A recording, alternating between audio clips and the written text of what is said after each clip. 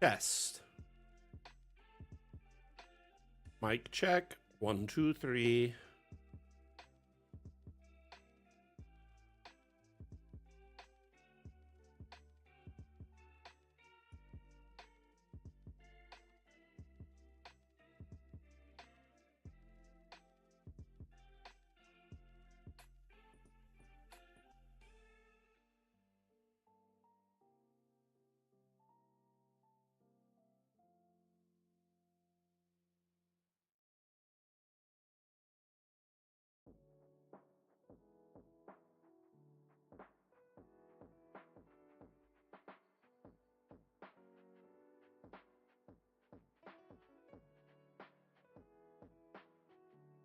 Mic check. 1, 2, 3.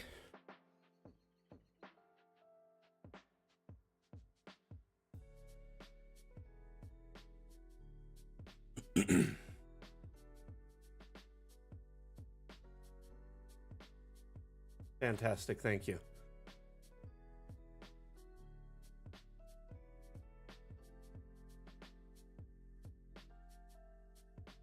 Just wanted to make sure it was working before we moved on here.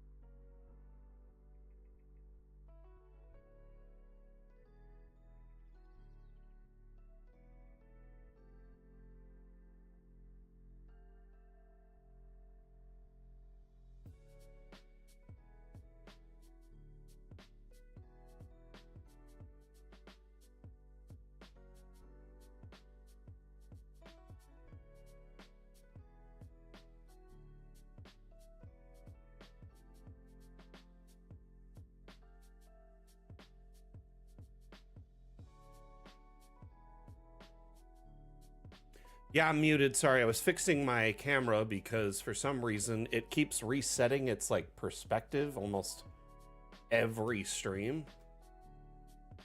It's rather frustrating, to say the least. Trying to like fix it now.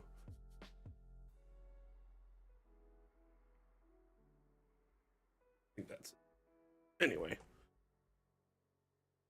So basically my camera, the last 3 streams, has reset its perspective every time.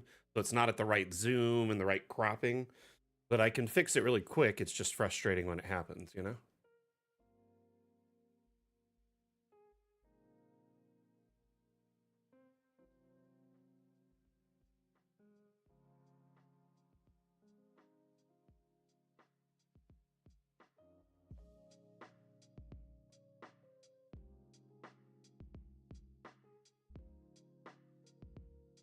Okay. We're good to go here. Sorry, I was just double checking one last thing on this stream PC. Let's see. On my stream PC, there is one problem. The green screen is also needs to be set. Just color is off. There we go. Better. It should not be resetting. It should have its settings saved and configured from when I got them all fine-tuned. I'm hoping nothing's wrong with it. I'll double check it again later, but for now, not much I can do. I'll see if there's any updates for it and stuff like that. It does. It looks good now, so we good to go. Again, sorry for that weirdness, but hey, here we are. Let's make sure we've got video and everything on Twitch, TikTok, and all the feeds.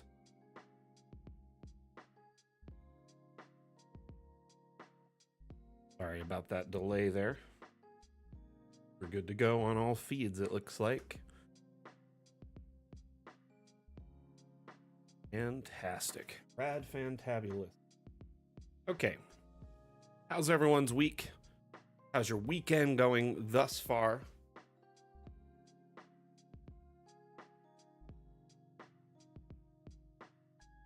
It does both on YouTube, actually. If you go to our main page, you can pick either or.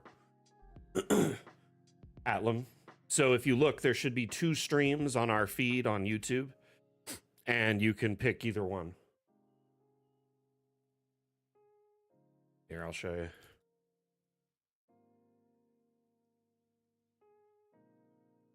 When you look at our YouTube, there's a vertical and a non-vertical.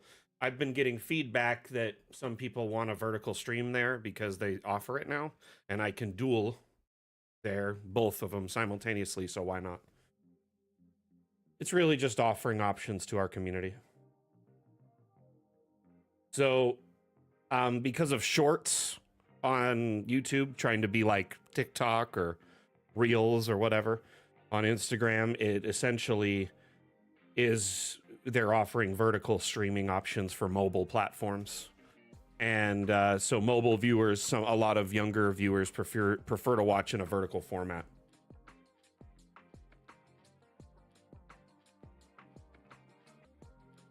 But you can watch in either or.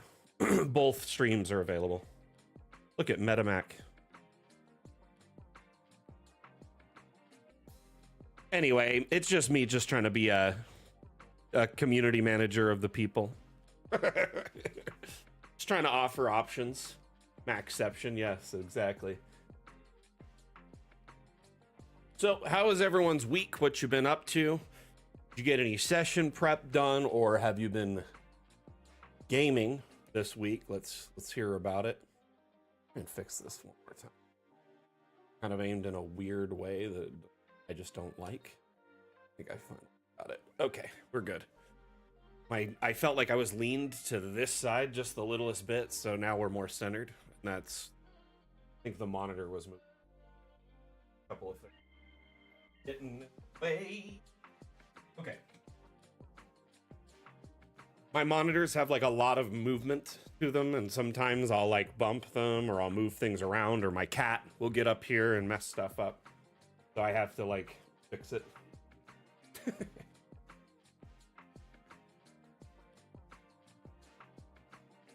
Anyone get any gameplay in this week or planning to this weekend? I would love to hear about it. Any tabletop type stuff.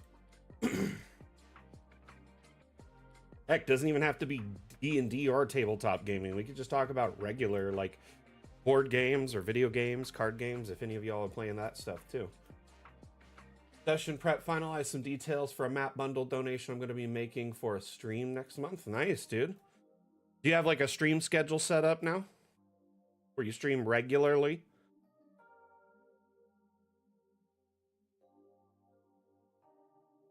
So I found this map on the Steam Workshop. The Sailor Yugoth build, if you didn't know already. And Sailor Yugoth is really, really clever. It's called Dark Dwarf Corp. Let me get the link for it. 1 second.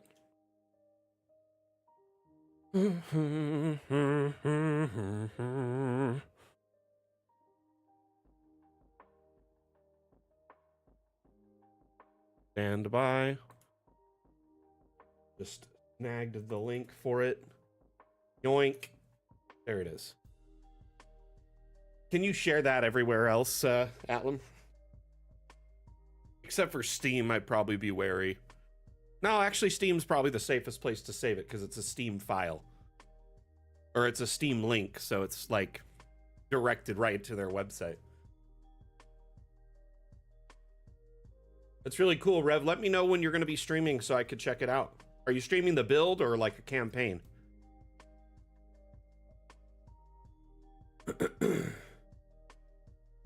But I was looking for underground maps, and this one's called Dark Dwarf Corp offices. So I figured that's kind of like it's kind of a neat spin on a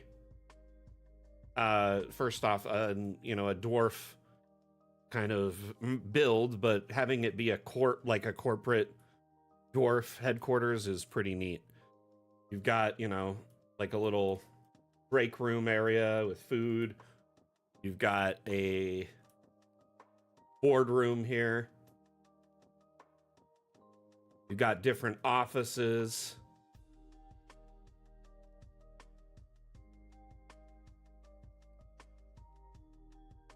Really enjoy this kind of center reception area with like the big like kind of centerpiece, and the ground tiling is done so amazingly. So how he did this, by the way, to have different color tile, it's actually kind of straightforward. What he did is he generated a room within the room. So essentially this is, you know, just another room. As you see here, it's trying to fill in those spaces. But when generated, they removed all the objects and the walls, windows, doors, so it's just floor, right? So this section here is considered a separate room than this section over here. But that's a great way to split the tiling up into different colors. Not sure how he did that part. Well, either way, he figured it out. But as you could see, like these sections here are a different color, and you could see where they meet up with the other sections, like clearly meet up with it. But I could go through and find, say, a different color floor if I wanted to. Let's look at tile. Let's do a white.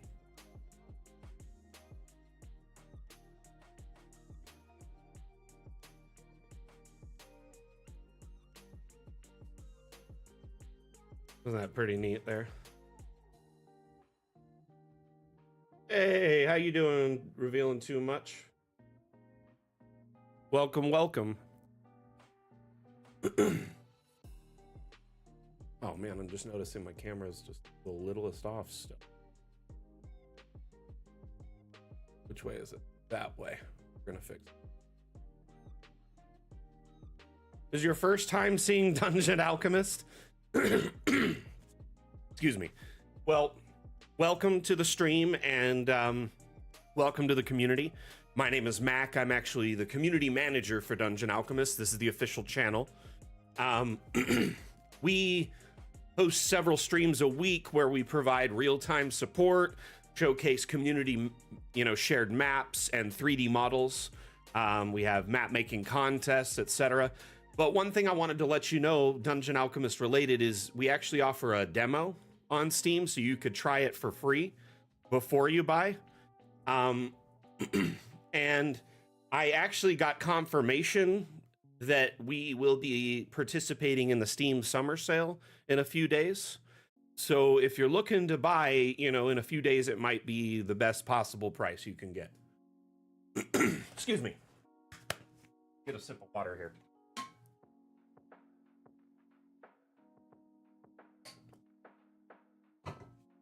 Oh, you just installed the demo or the full version?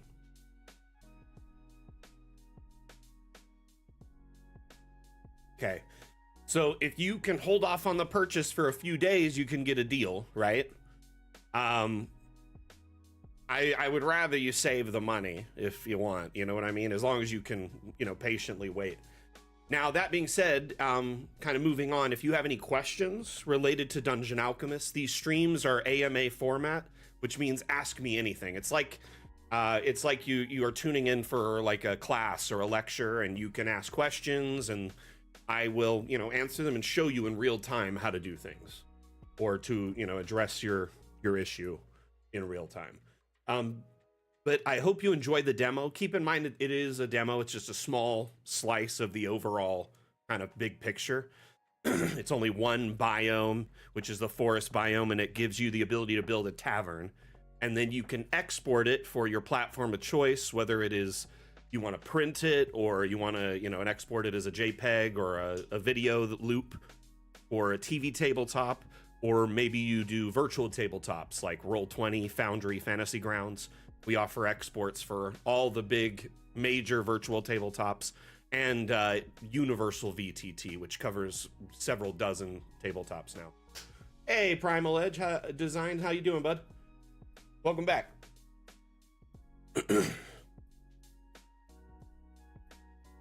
But this map here, you use Roll20, nice. Are you guys using Roll20 Pro or Plus, like one of the higher paid tiers, or a basic tier?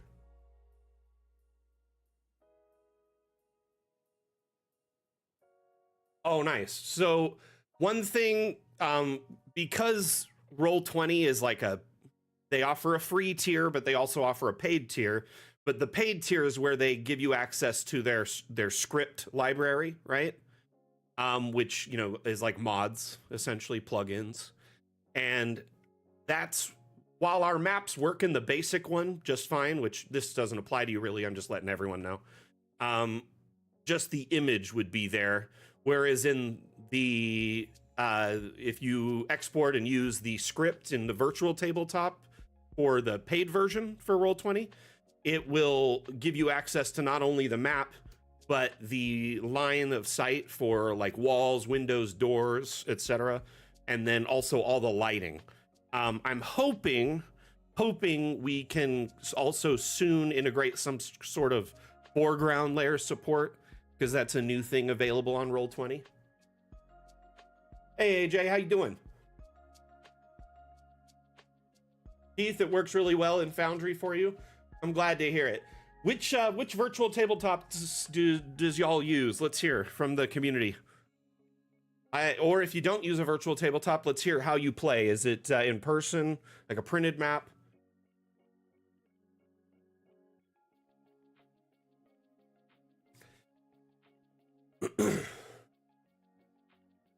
The map is called Dark Dwarf Corp. Can you drop the link in YouTube for AJ? This one's made by Sailor Yugoth, and it's an absolutely astounding map. Very beautiful. Well done. Just top-notch build. So we've got Fantasy Grounds. Hey, Disturbed Rick, how you doing? Yeah, it definitely speeds it up quite a bit. There may be a handful of instances where you have to, do a wall here and there by hand, but it'll definitely remove about 99% of it. I'm good, Rick. I'm good. Appreciate you being here. I honestly just just getting my weekend started. And things are kind of cooking in the background as we're getting very close to the next update. I can't reveal a date yet, but I just am going to let you know that very soon I'll be revealing information relevant to the reveal streams.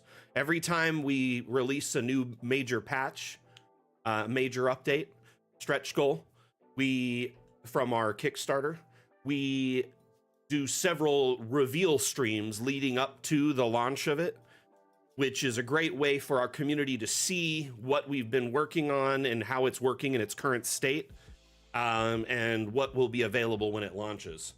So very, very, very, very, very, very, very soon, I'll be announcing those dates in our Discord and on our social media.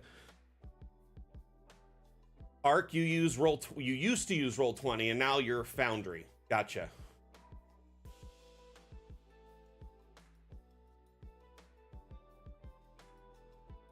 Oh, sorry.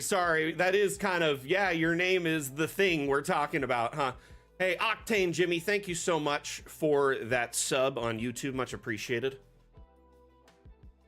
Okay, so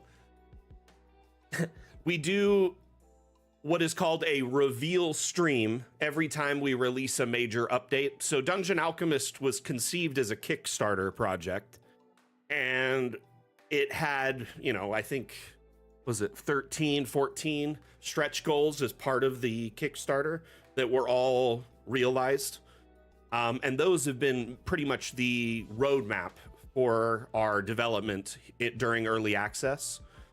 One of the major updates, Fun with Objects, is launching relatively soon. So it's a great time to be joining the community, because not only will you be, getting Dungeon Alchemist on a deal in a few days when it's on sale in the Steam Summer Sale, but you'll also be joining when we're adding multi-level structures and roofing through the room generation tool.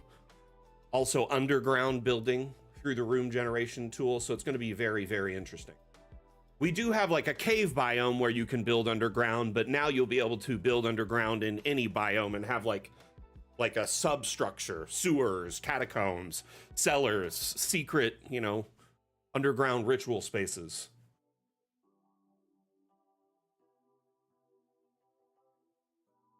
So Disturbed Rick just asks, cool, does this update be functional on old, will this update be functional on older maps like the second story up, or will we have to start a new map? So Rick, I've got some very sad news, unfortunately. This is the first update in our history of Dungeon Alchemist. I mean, we've done like 10 major stretch goals prior to this, right? Or 9. And this is the first one that will not be fully backwards compatible. So what will happen is you'll still be able to open old maps. You'll still be able to edit them and export them, because we would hate for all the work on the Steam Workshop or all the work you have from your past maps to be useless. Still be able to open, edit them, play with them, but you will not be able to add multi-level structures to them using the room tool. You would still have to build them by hand using objects, i.e. the old-fashioned way, roll up your sleeves, you know what I mean?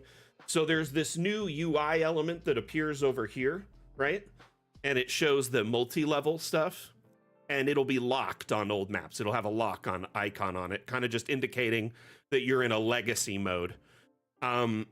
So many objects, so many aspects of DA in its like base infrastructure and foundation were changed to support multi-level, that it essentially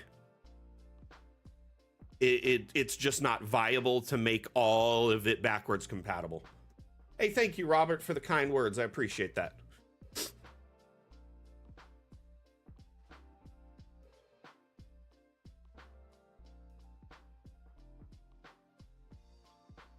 Secret tunnel.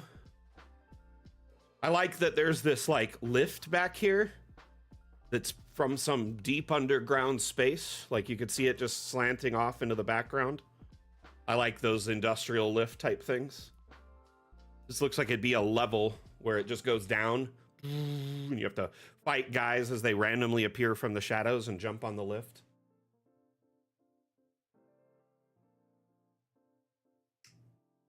AJ, while I'm not really happy that you pirated it, the fact that you turned around and supported us means the world to me.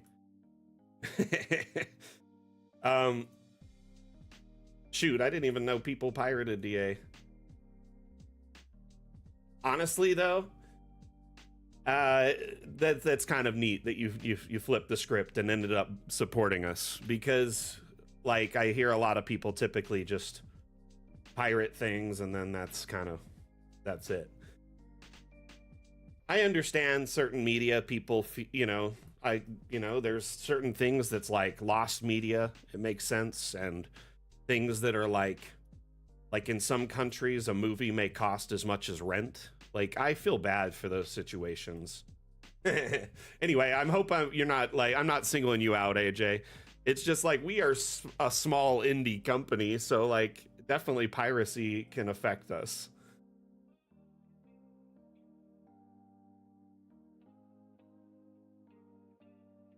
No, it's no worries though. By the way, I appreciate that, like letting me know and stuff, but I just had to use it as a teachable moment. Like, I understand piracy at its core and why people do it. And like, I think there are certain situations where it's like kind of reasonable. So I mean, like for instance, we didn't offer a demo for a long time, so essentially you were able to demo Dungeon Alchemist that way, right?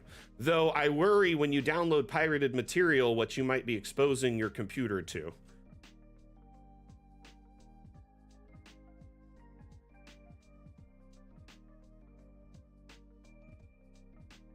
You know, I'm not sure that Roll20 supports animated maps yet. Do they? Can someone who uses Roll20 confirm? Is it stock they offer animated maps now, or is it or they do, but they have such a small file size. I think they recently upped that though, made it a bit larger. So it is possible as long as you can export and get the map, like within the file size.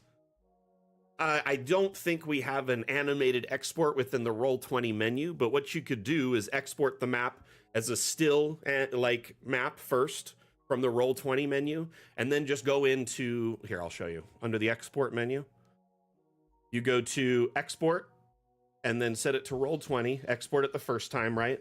This would just be a still map, but it would also include the script, which has all the lighting, walls, everything that's important. Then you go into the video export and then export it as, it'd probably be WebM is the best, or, you know, I guess MP4 is situational because it only goes up to a certain resolution.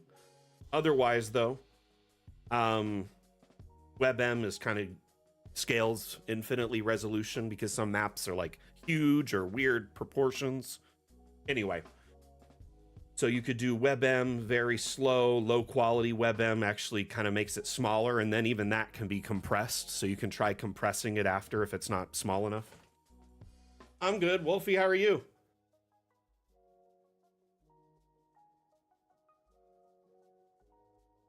Hey, Mom, what's the matter with Wolfie?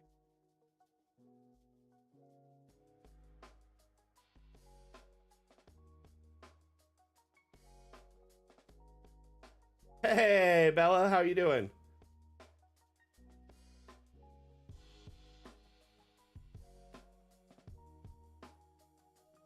No, see, AJC, like, I get that. And honestly, we've actually tried hard to adjust our prices in regions like where, you know, currency is somewhat inflated or whatever, to adjust, because we've been reached out to by different people who are like, hey, I would like to buy Dungeon Alchemist, but it costs me as much as like 3 months rent. We're like, what? So we started researching that and found that we could adjust the prices by region a little bit. And in some regions, we've adjusted it to compensate. Hey, Bane, what up?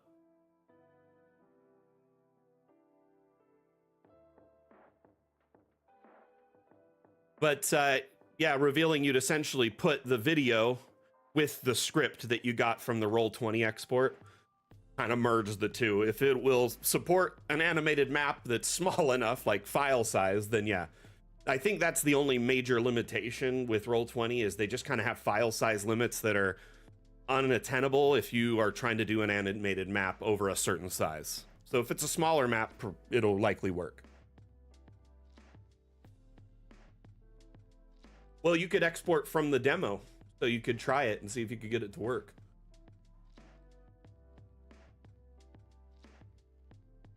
Yeah, we try to, you know, we realize y'all are people, and like it's hard to like survive this day and age because like, man, not only is like, you know, everyone's dollar not going as far, but everything is kind of going up in price, and we'd rather kind of go contrasting to that.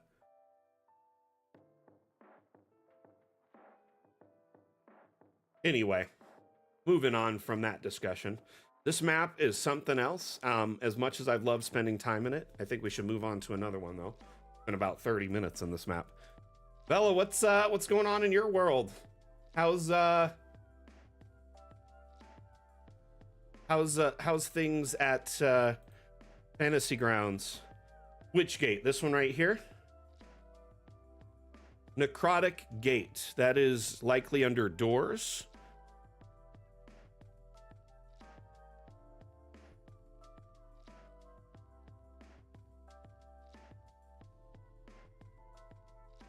There it is. It might be under special. No, let's find it. We're gonna find it.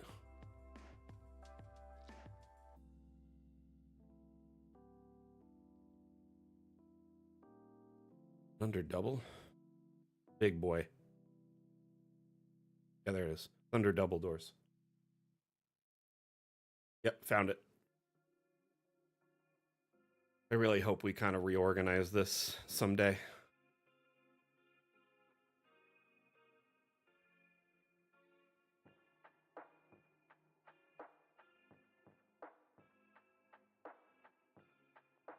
It's a very neat door.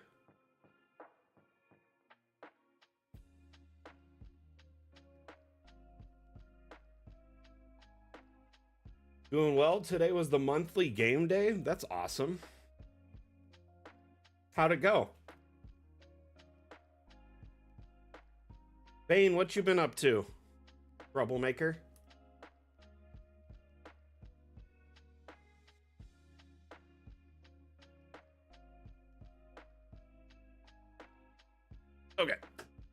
Find us a new map. Oh, nice. I did not. Oh, you know, it is. You know what? You're right. Dang, that's cool. Another one I like is Free Comic Book Day. So many different rule sets to try out. Right? I'm kind of getting to that point where my brain doesn't have it much space for like new rule sets or new video games. I kind of just stick to the ones I like. You know what I mean? So many to just like different rule sets and games and card games. And Daggerheart treating you good? That's good to hear.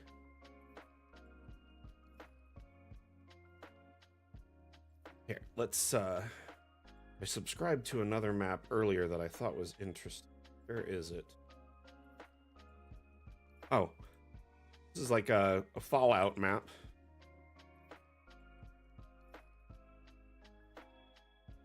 Anyone else trying out Daggerheart? And if you are, I'd love to hear your feedback on it. Always interested in feedback on these new systems.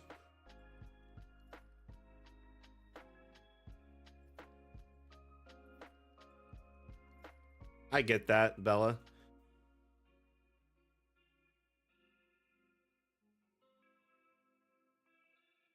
Man, it's hard enough for me to keep one game going a month. So I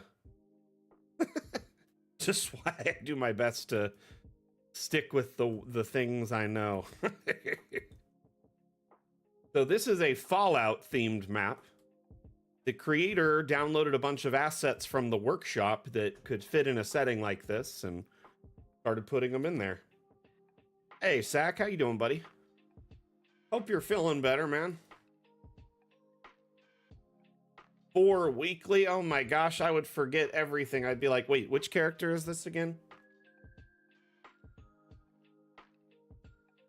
It really is revealing. The biggest bad of all is time and scheduling, right?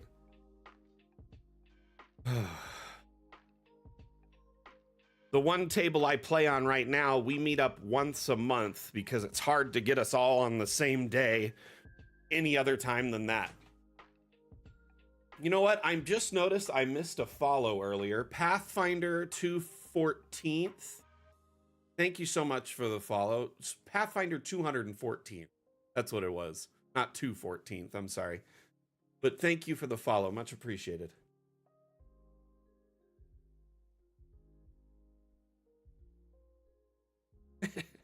I seem to run in the same rogue every time.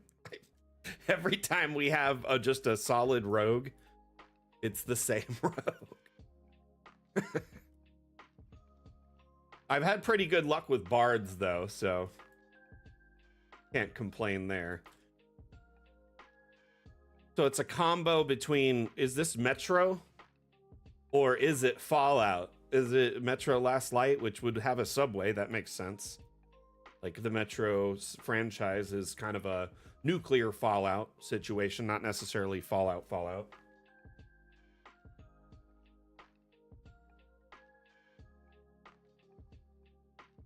Hey, Gamroot, glad you're here. Oh, different flavor of rogues is what you play on your characters. Gotcha. How did you do that? So they all just different subclasses, or are you playing them like different RP? Gotta hear about this, Bella. I like this a lot. Very well done. I like a map that utilizes the workshop and really puts out something a little bit different than the normal vibe. Just a reminder to those that use Dungeon Alchemist regularly, but also those who are new. When you have a full copy of Dungeon Alchemist, you can access the Steam Workshop repository. So you can click on this tab here and browse maps or assets that have been shared by our community. So there's over 9,800 3D models that expand the collection of stock assets and give you a whole, different, theme if you want, aesthetic, or just plenty more assets in a fantasy setting. So the Fallout stuff with these computers and safes and Nuka-Cola, that stuff's definitely from the workshop, or they uploaded it themselves. but that would not be something we would have stock in Dungeon Alchemist. Hey, Julia, how you doing?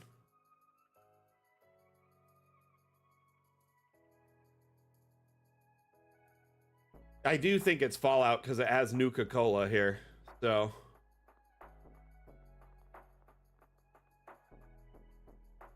I think they just... It says Subway, like, also kind of as a Metro thing.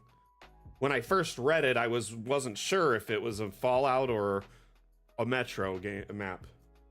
Fallout and both Metro and Fallout games are fun. They're very good.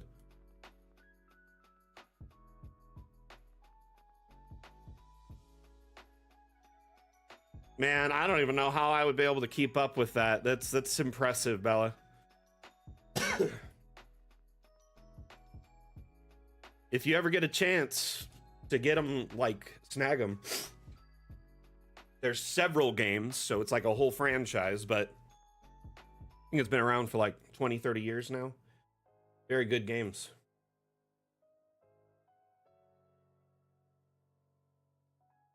You know, Julia, that's a good question. I think, hopefully, in either the Fun with Objects Part 1 update or the Fun with Objects Part 2 update, we will be adding a kind of group select option.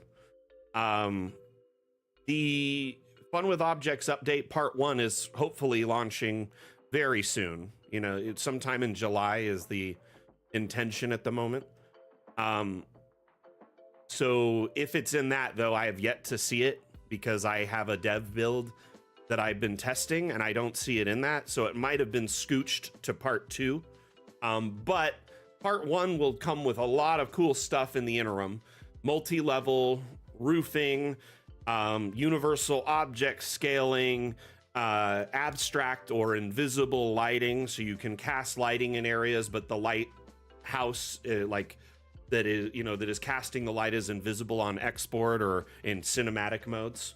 A whole bunch of stuff is coming in the next update. Hundreds of new objects, many of which have like lots of customizable options. But I do understand what you want to do. To group objects and maybe copy them and paste them, or to move them as a group would be a very powerful tool. And it makes sense in a map maker like Dungeon Alchemist. Though I think the reason we don't currently have it is just early access woes, so to speak. Often when I find myself getting frustrated with things in Dungeon Alchemist being missing or not having a certain aspect of something that another tool has, I just remind myself that we are in early access and there's going to be those weird, quirky things missing from time to time. So a couple of things in our next update that will definitely help speed up map making. Let me see what I can find. Stand by.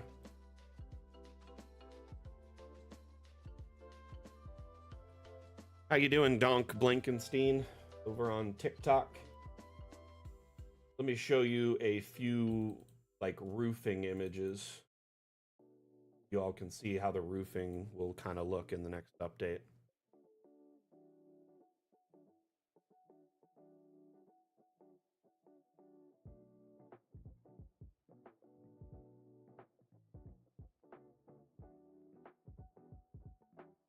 And this is just a small sample of roofing from the next update.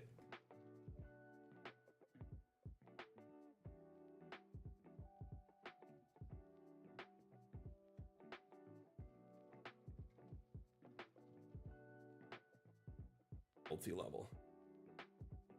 So this shows you kind of how you can transition between rooms or multi-level.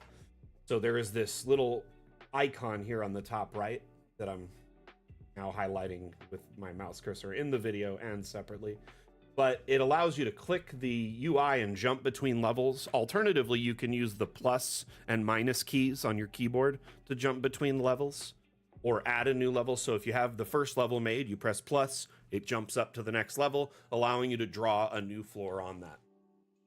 You will be able to do things like balconies,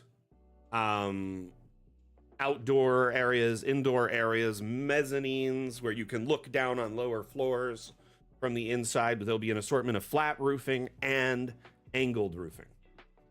Kind of like domes, sharp angles, straight angles. Gonna be fun.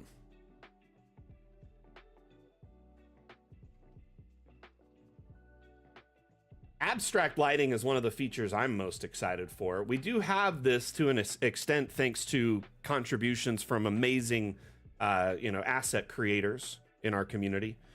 Like SAC shared a whole mess of lights that are essentially invisible. They're down to like the size of a dime, and they can cast all these different colors, but you don't really see the light. So our community wanted something like that that was stock and would be truly invisible, and our devs got to work and made several options. So there is a lantern and a spot lamp, or a spotlight version, and you can change the colors of them, the brightness, and you can place them all over, and then upon export, the lighthouse of it, these little guys here, they're invisible, just like you see in this clip right there. It's going to be very cool.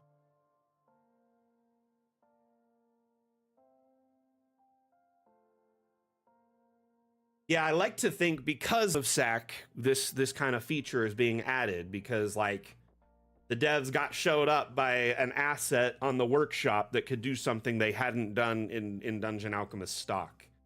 So they kind of, had to do it, right? You kind of forced their hand, so to speak, I'd say.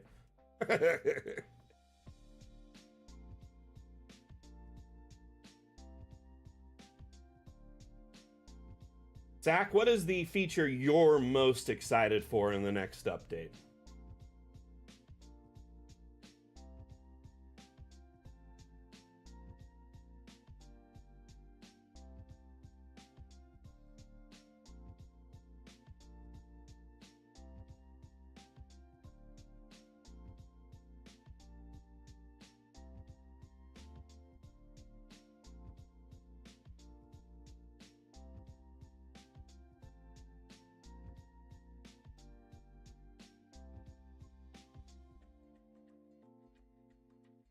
Stand by.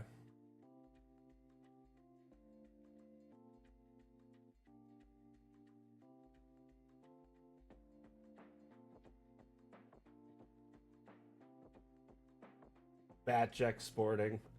Yeah, I could see how that would be the one you're most excited for. So, batch exports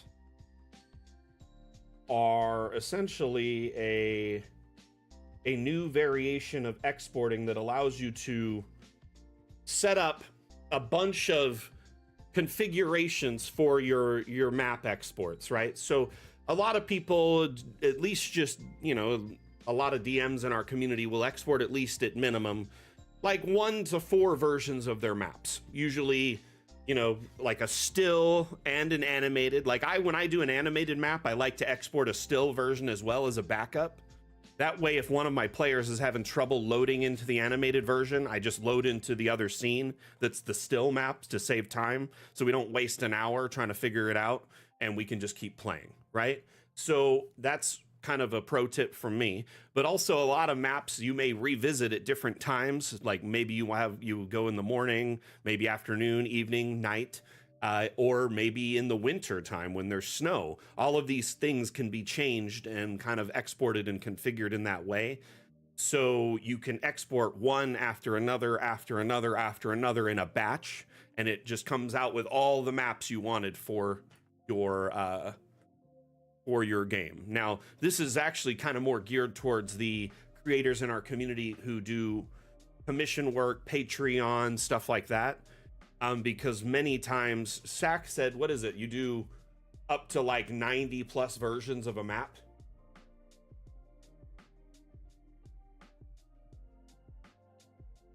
Wow. Because you export for Roll20, Foundry, Fantasy Grounds, all of them. You do morning, afternoon, evening, night, gridded, gridless of all of those, So it's like, yeah, it adds up really quick. Exponentially, I'd imagine. So, Chim, I don't know if tilt on the X, Y, and Z axis will be in Fun with Objects 1 for sure, because I haven't seen it yet. And the thing about that is, we're kind of in the testing phase right now, looking for bugs and fixing them. I don't think they're adding anything else at this point. So for Fun with Objects 1, which means that we're getting really close to the release of Fun with Objects 1, but things like that will likely be in the part 2.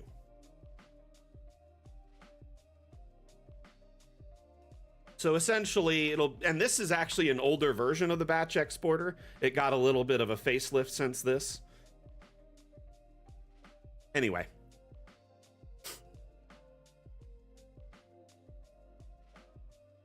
Alrighty. Gonna close this one.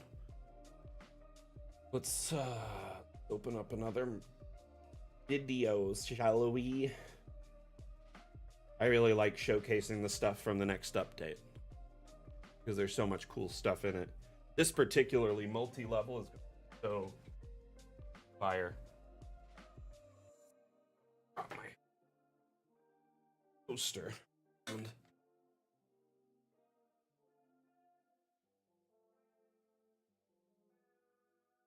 okay.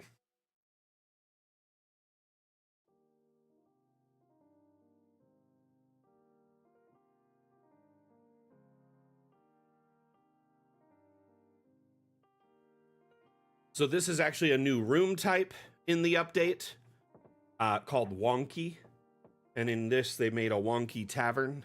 So it just looks like it's a bunch of reclaimed wood, or wood that they, scrapped pile stuff that they just got wherever and made something out of it. Is like a ramshackle type build. It could be great for like a slum, or that kind of stuff. I even see it as like kind of primitive goblin, koboldy type stuff. Just look at how everything's just kind of hammered together. And definitely not very uniform. Anyway, moving on from that. As you can see in this video, there's quite a few different things in action. Multi-level, so the base level is actually the top floor where you enter in from outside. And then you're on a balcony where you can see down below and see all this area. You go down the stair, and boom, you're in the bar area. Up above, it's like kind of maybe people hang out and lean over the edge. I wouldn't recommend it, but I do see this as kind of a prototype for like the traditional sort of tavern or inn, or like a bar in an old Western type situation where the top floor has like a balcony and a bunch of rooms attached to it. And then down below, you could see all the tables and the benches and chairs and stools and the bar and people hanging out. So you can kind of get a lay of the land from above. Though typically the ground floor is the bar, and then you walk up like a staircase onto a mezzanine looking down below with all the rooms attached.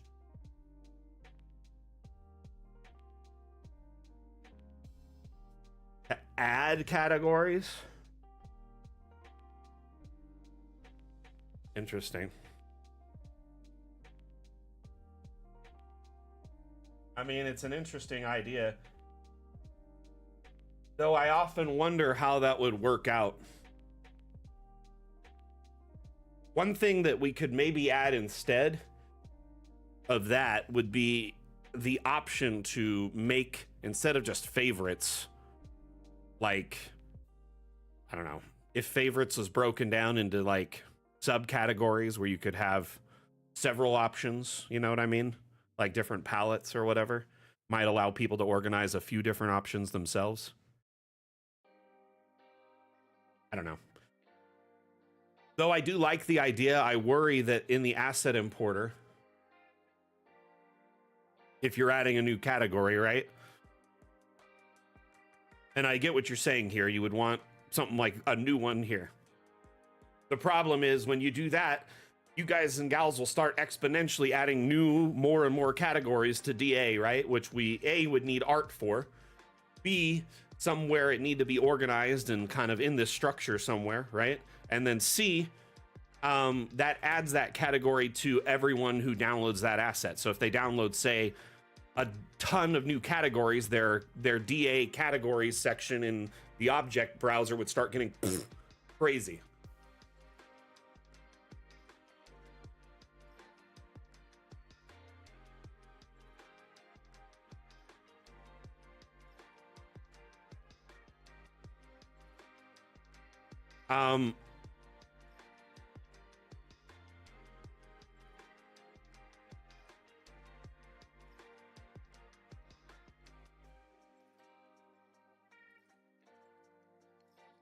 I mean, okay, so there are categories in the asset importer that you can put things into, right? So you're saying you want to be able to create a new one, a new category.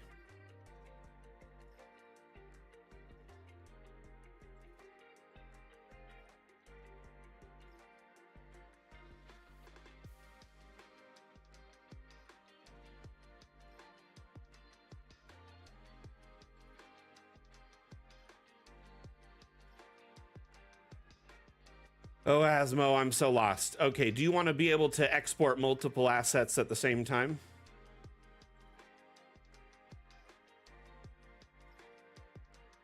You want to create a category in here. And where would this category be on the other end after it's published?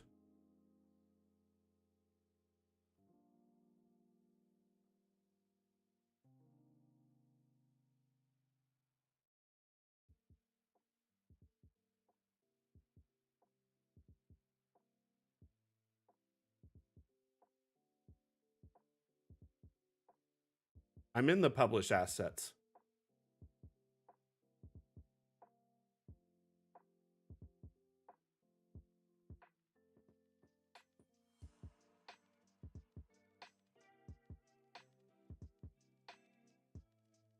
See where it says publish assets?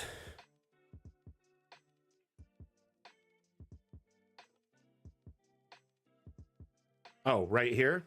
You want to break these into categories. Gotcha. So maybe that they would have like maybe that it could be a group, and then they have like a way to open them, expand them, and contract them, so you could contract categories. Okay, man.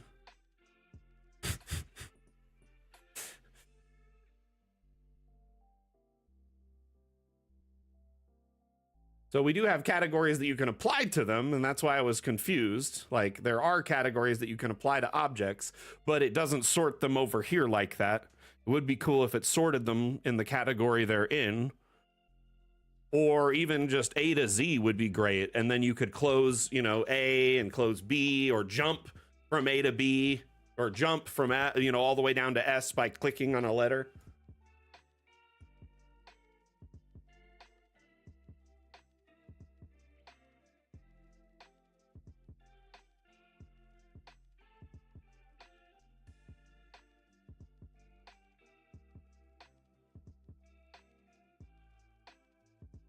Isn't there like a hotkey to automatically scroll that you can just push? I can't remember what it is.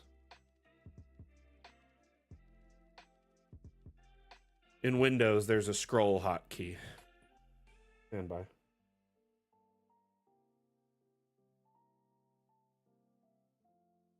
Seem to work. Anyway. But yeah, by the way, what we're looking at here is the asset importer, which is how people share assets on the Steam Workshop. They'll create assets and then put them in the asset importer, which supports STL, FBX, or GLTF/GLB files. It's a great way to add things that aren't currently in Dungeon Alchemist, or to add some personal objects that are kind of specific to your campaign story. And that's how things like sci-fi, Fallout, extra steampunk stuff, and even like, you know, some cyberpunk things are now on the workshop. That's how they were shared, was through this importer right here. So you import the 3D model, and then you set up the name and information for it, search words, templates, information relevant to it, and then you set it in a category. Give it colliders, which is essentially the invisible wall around it that kind of tells Dungeon Alchemist how big it is and if it's solid or not. And then lastly, you set it to public if you want to share it, or private if you just want it kind of backed up in the cloud for yourself, friends if it's just friends. And then you give it a description and then upload it. That'll share it on the Steam Workshop for all to use. Now, I recommend if you're uploading assets that aren't your own, make sure that they are Creative Commons, meaning that they can be shared in this capacity. Creative Commons is a license type where the user usually is fine with you sharing it as long as it's not for resale and you credit them in the description somewhere and link back to the original where you found it. So in many cases, you have to properly accredit the creator. Now, the ones in this here, these were all made by my wife. So I actually, have the rights to them. It's not a big deal. But assets that, if you find one online, say on Sketchfab or something, you're going to upload it to the workshop, make sure it can be shared, and make sure that that it is, properly accredited. Otherwise, I wouldn't be uploading assets you don't own the rights to. It is definitely a no-no, and you can get in trouble. Your Steam account can get shut down for copyright issues.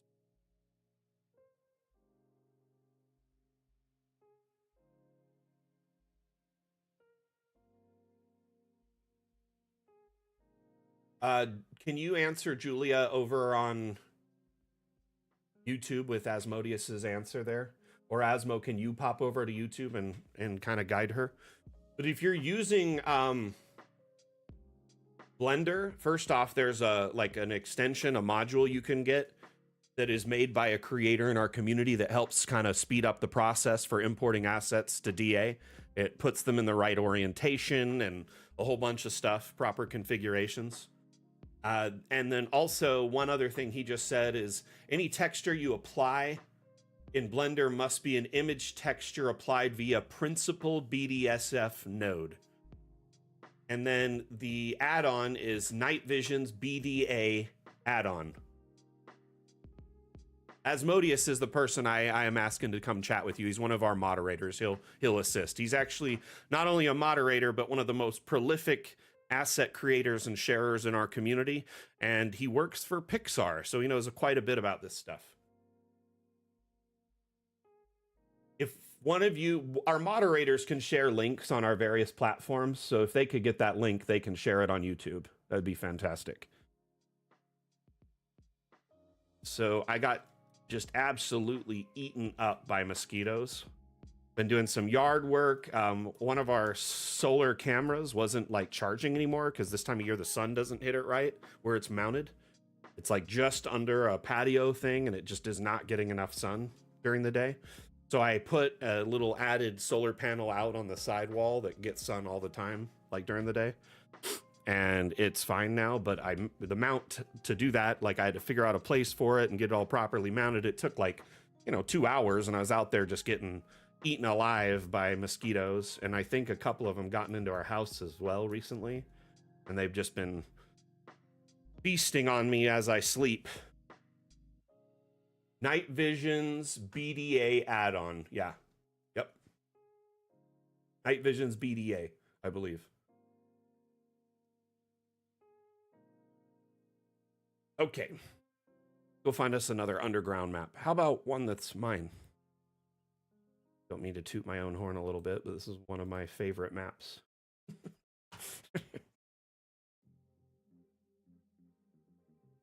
Oh my gosh. So I am thinking of remaking the Dam Challenge gallery. First off, I need to update it and add a bunch of new rooms, at least, a dozen or so. But I'm going to make it multi-level. I want to do it after launch. Start, probably after I finish the cemetery or something. Anyway, on Mapmaker Monday, I'm building a map, and it's this massive cemetery. It's 85 by 87. And I've just been packing in graves in this area we call the sardine can lately. And it's just tons of graves. Anyway, when I'm done with that one, I would probably build the Dam Challenge gallery, which features maps that have won in our bi-weekly map making contest, which we call the Dam Challenge. So there's been close to 100 wins now, and it's very hard to put them in a single map because it gets so massive and not everyone can go check it out. So I think I'm going to put them in a new multi-level map that'll have like, you know, instead of being massive single story, it'll be, you know, probably 5 stories high or something like that.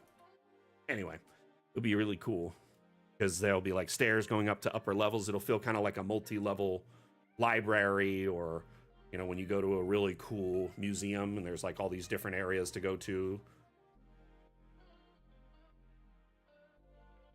Anyway.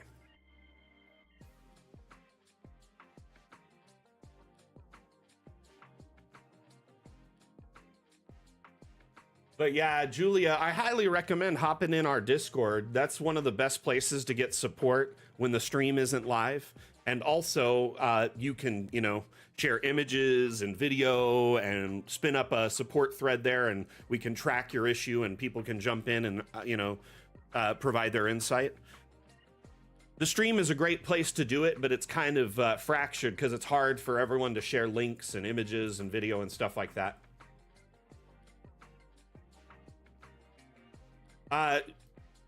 Asmo, if you go to our main YouTube page, there's 2 streams that are live right now. One's widescreen traditional landscape, and the other one's vertical. So there's 2 different chats on YouTube right now. A little tricky. Anyway, so this map I built, you know, probably 2 years ago when our Everything is Lava update launched. And it's just a fun... Hey, Joseph, how you doing, buddy?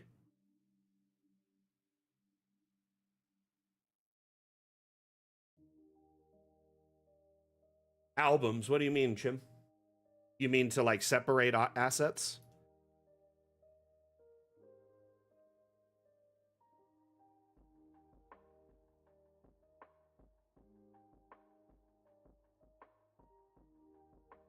You want to build one like this?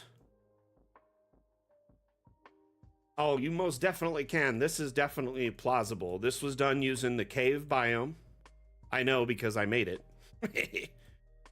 Cave biome that I set to solid rock, and then I carved out the space by hand using the cave tool. So there's carve cave, raise cave. Essentially allows you to carve out the space manually. So it's a solid like slab of rock. Imagine you're like a sculptor, and then you just get to carve out the cave space to your own desire instead of generating one that is pre-configured by the proc gen. So you can generate a tunnel system that's made with the proc gen, or you can have a solid rock one that allows you to make it yourself and sculpt it to your own kind of designs, which gives you a little bit more creativity, in my opinion.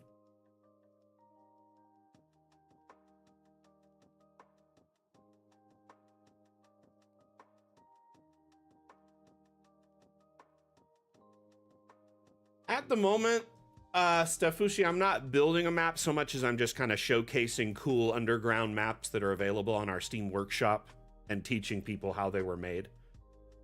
Today's topic on the stream is underground, though people are allowed to ask questions about anything related to Dungeon Alchemist. Our stream's always AMA format, so if you have any support inquiries, questions about what you're looking at, how to use it, what it can be used for, etc., feel free to ask away.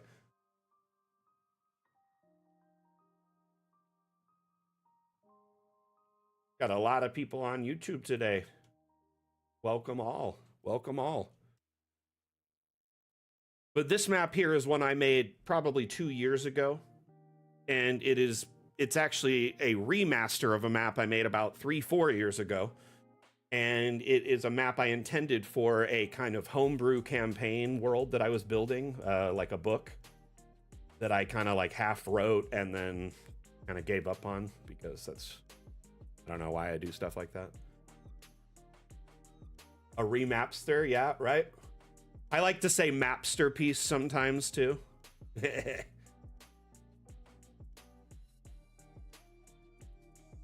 So the original map did ages and ages ago. It's this one.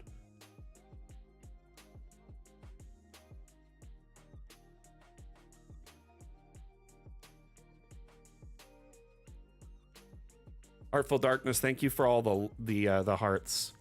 Much appreciated. But yeah, I made this like before I was the community manager for Dungeon Alchemist. It was like one of the first maps I ever made. It was probably the third or fourth map I made. And I made this kind of out of spite to one of the moderators in our community, because I reached out to the mods in Discord and I was like, "Hey, how do I build a cave?" Because there wasn't a cave biome at the time, right? There was no cave option other than just like rock, and you kind of made it yourself. So I asked, and they were like, "Oh, you can't make it." I think Dag said it's not possible, and so I was like, "Challenge accepted." So I just jumped on a map and played around with it for a while until I could figure it out, and ended up making it. So it took forever though, because back then a lot of the tools were slower and didn't offer abilities to really do this. So if you're trying to jump outside of the boundaries of ability in DA, it makes it a little bit trickier, but it's often still possible.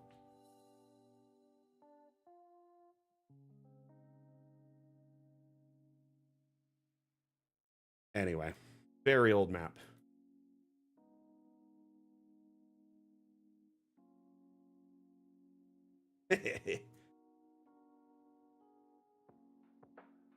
When I made this map, there wasn't rails, so I used hammers. If you look really closely, you're just hammers. Lots and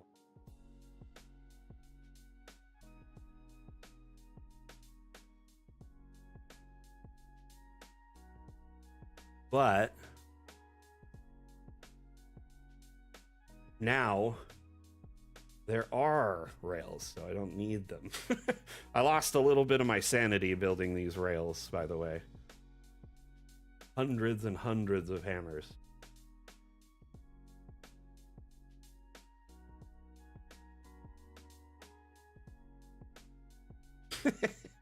And then the upgrade.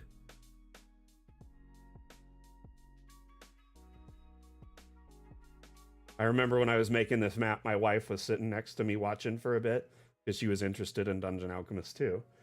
And we're just kind of toiling away, and I'm hammer, and just one after another. And like, this was before there was like things like the collision toggle, so it was very hard to get objects close to each other like that. It took me hours of like precision work to get it right. And then this rail system maybe took me 20 minutes to do using the rails that we have now.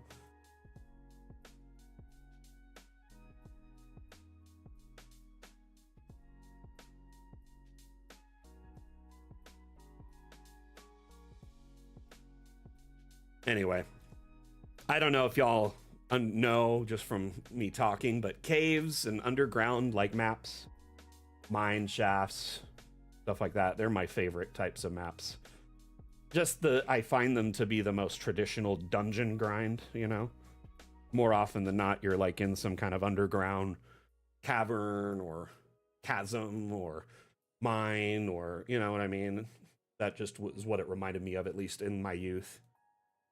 But that being said, I'm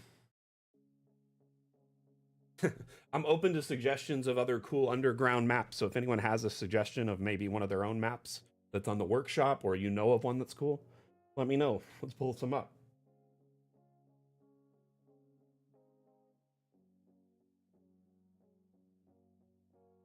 Oh.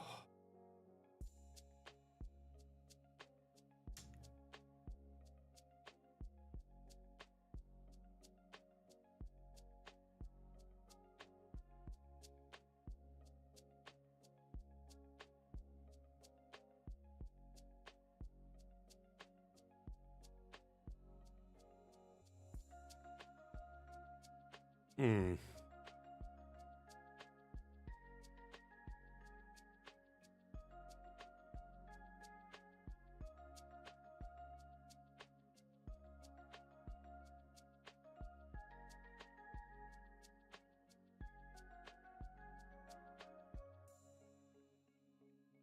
Oh yeah, that goblin sword with the buzz saws is pretty cool. I still checked it out recently, a week or I think it's just newer.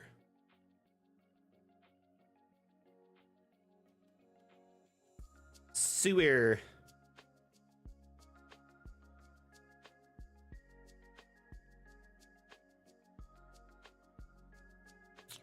Where are you?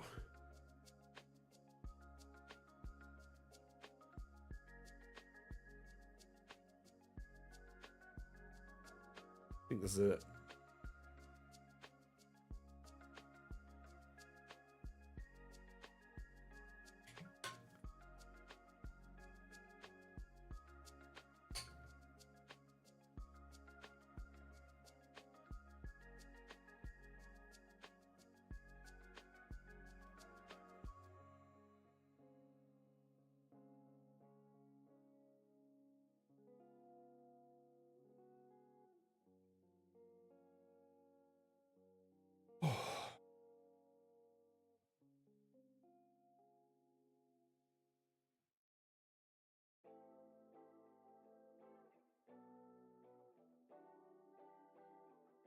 In a moment. Sometimes Steam is very quick, sometimes it's very slow. You can see it's only 87 megabytes worth of stuff, but every single item has to be downloaded individually, and it often takes sometimes up to a minute to initialize a new download. Oh, nice. In the Unity asset store, that's pretty cool.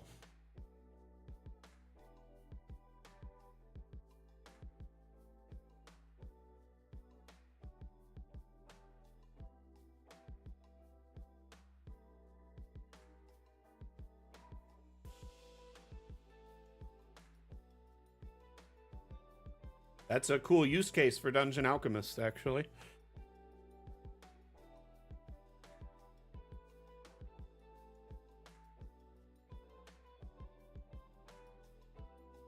Like a very interesting one, to say the least.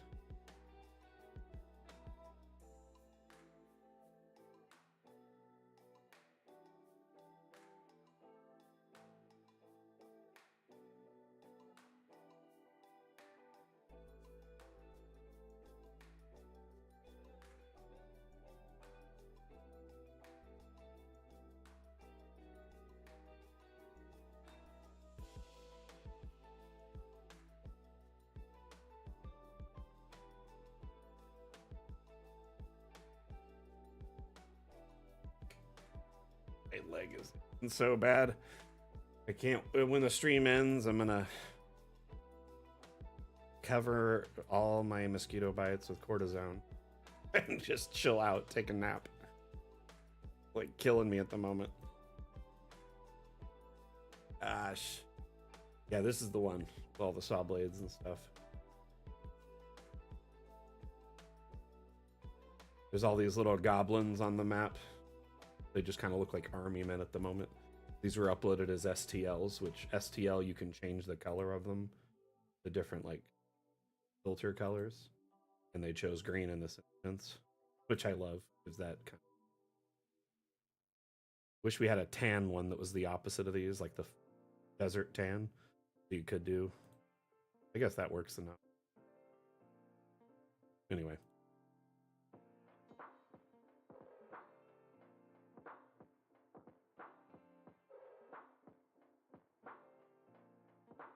Riveting chat in landscape YouTube, right? There's a lot going on over there at the moment. They're busy.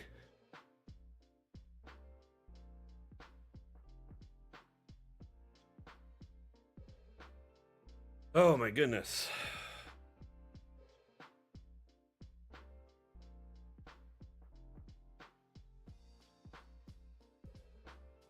I am excited for the update to come out, and I know a lot of you are very eager as well. Let's talk about the update for a minute while we're looking at this map, and just humor me if you will. I know earlier I asked Sack what feature he's most excited for, but what are you all uploading? Or like, what are you not uploading? What are you most excited for in the next update? Sorry, I was looking at what Chim was saying and I saw the uploaded and I read that and my brain froze and I said that instead. So when you upload as an STL, the color is just a flat gray. There's no like detail because there's no texture. You can change it to a solid flat color and that's it. There's no painting it inside of DA other than this. So if it's uploaded as an STL, you can give it a solid flat color. This can be useful in some cases, especially if it's something like a towel or a blanket or something that you want a bunch of colors for, a rug, and you don't mind if it's just a flat color. So when you make a token and upload it, if you want a full color or an animated token, you'll want to upload it as a FBX or a GLTF/GLB. But if it's STL, you can just upload it and it gives you a bunch of color options, which you could use as like status effects or to quickly distinguish a bunch of similar tokens.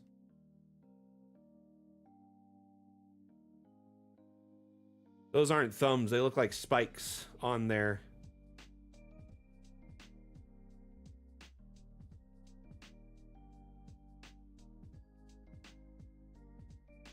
Gotcha, Julia. Well, I appreciate you researching all this stuff, and take your time. No rush. We'll be here till, for another 40 minutes at least.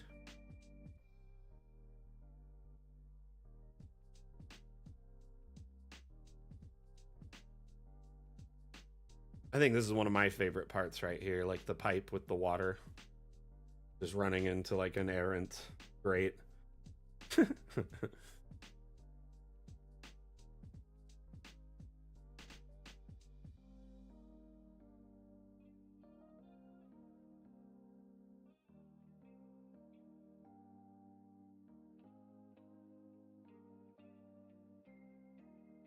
Ah, Meshy's interesting. I've used Meshy to what is it? The word that odious. To shrink the size. I basically remove the surfaces. So what is that called, Asmodeus? I can't remember. But it essentially makes it much smaller. Instead of it being like tons of polygons, it's much fewer polygons, so the detail goes down. But it also essentially makes it much smaller and easier to download or upload. Gosh, I can't remember the word for some reason. I think it starts with D something. I don't know. Decimate, maybe. Is that what it is? Decimate it? I feel like that's right, but it also sounds like something in a battle. Decimate.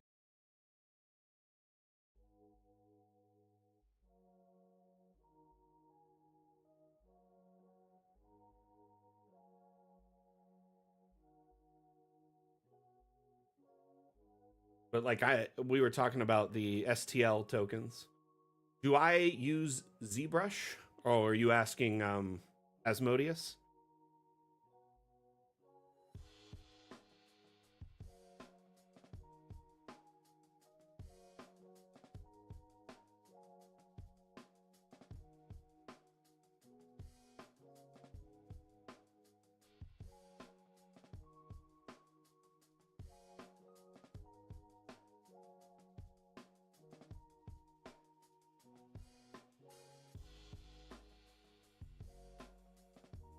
Gotcha.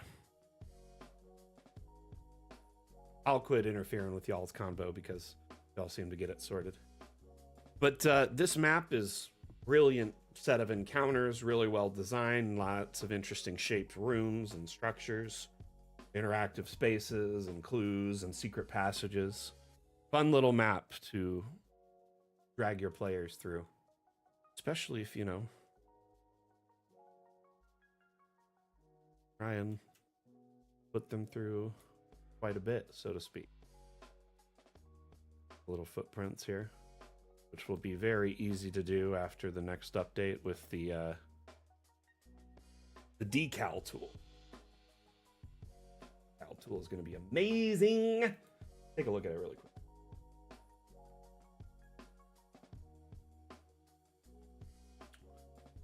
The decal tool, you'll be able to add images of neat little interactive kind of decals, so to speak. But in this case, you notice they're cracks and scratches, tally marks, spider webs.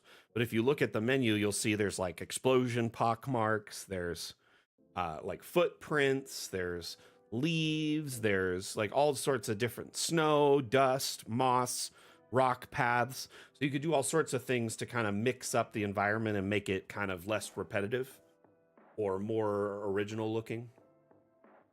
This will definitely be in the next update, and it's very cool. At least for sure, I'm under the impression it's going to be in the... For now, I'm under the impression it's going to be in the... Or at least the first portion.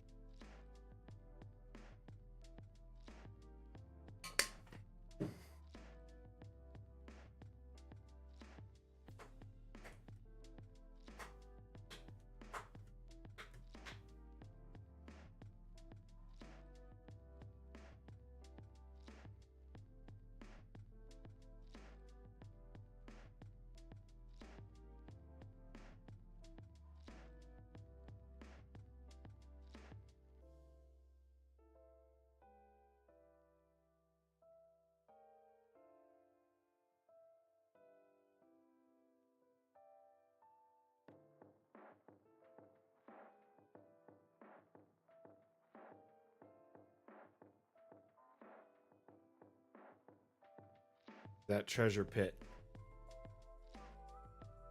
Scrooge McDuck would be eager to dive in there.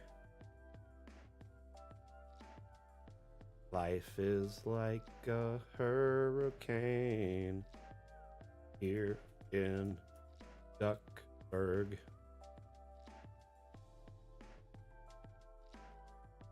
Race cars, trains, and aeroplanes. It's a Duckler.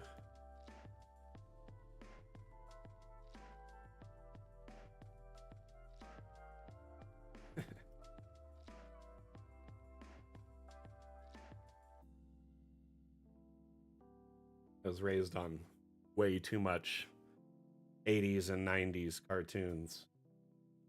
A bit of a latchkey kid. Can't tell.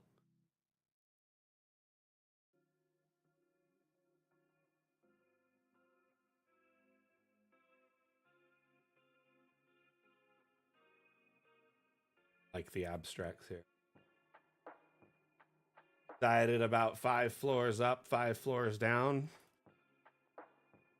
Gonna be some people in our community trying to get every inch of that out of every map.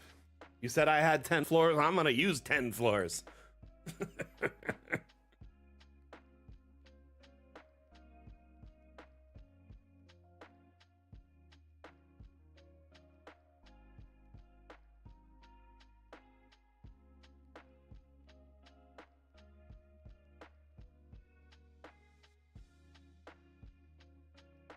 Hey. Cat should fit, but he doesn't. Cat. Darn it. No. I made him small enough. We're going for a broke here. Badge.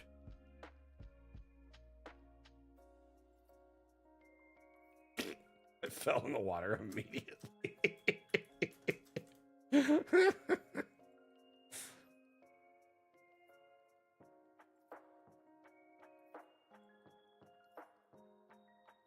As far as I've seen, Volkihar, it only generates 1 floor at a time. So just like you generate a room at a time with DA, you would generate the first level of rooms, right?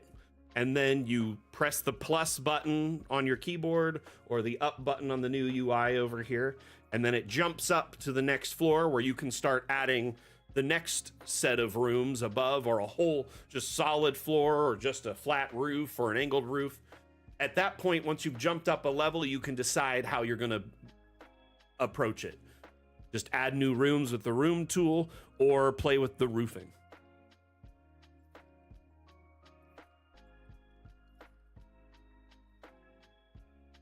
Currently, can you generate an entire floor plan of a home all at once?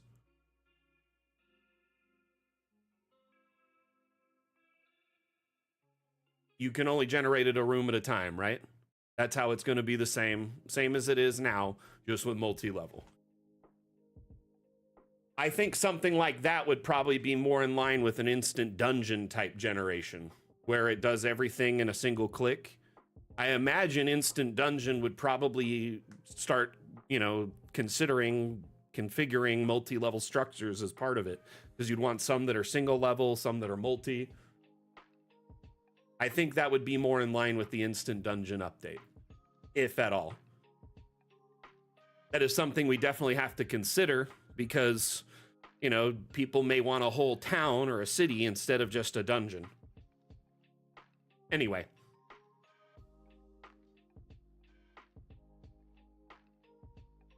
But yeah, it won't generate a 3-story mansion all at once. You generate the base floor of the mansion, right? At which point you can decide, hey, am I going to add a cellar or a downstairs or whatever? You can go down and add things. You can go up and add things. And you added a floor at a time.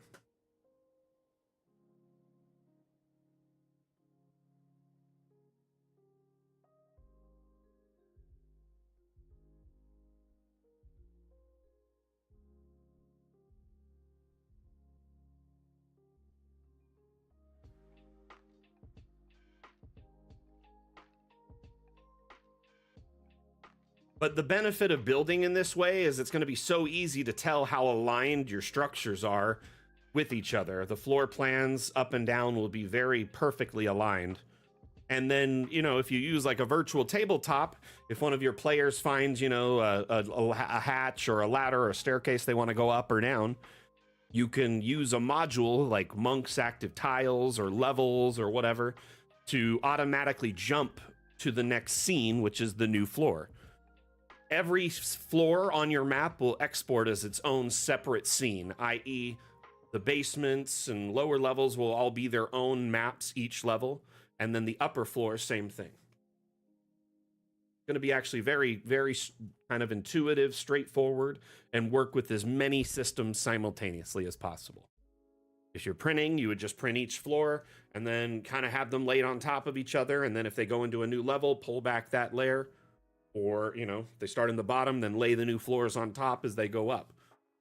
If you're using a virtual tabletop, you would essentially, each floor would be its own scene, allowing you to jump from scene to scene when they transition into a new space.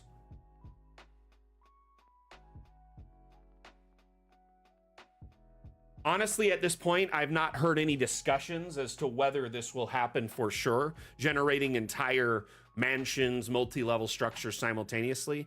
I'd imagine, though, that if we do address it, it would be in the instant dungeon update, which makes sense, but like I said, it's a speculation. Thank you, Atlam, for kind of bringing that up, too. Want to make sure that it's, like, definitely, understood.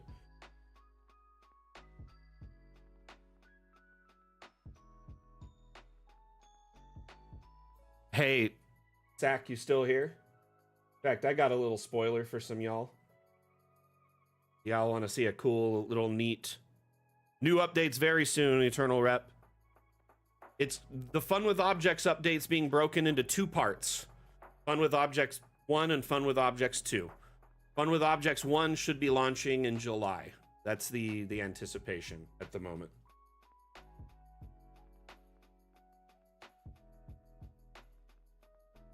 Look very carefully at this and tell me what you see. Zach.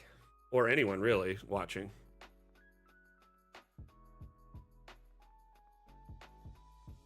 Thank you, Eternal Reps. I appreciate that.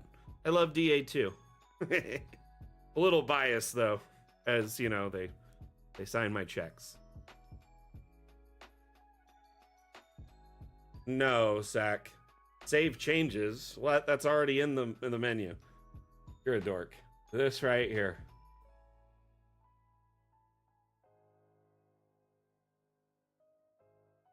Block exterior. I know you're trolling me. You have to be. Block exterior lighting. Yeah.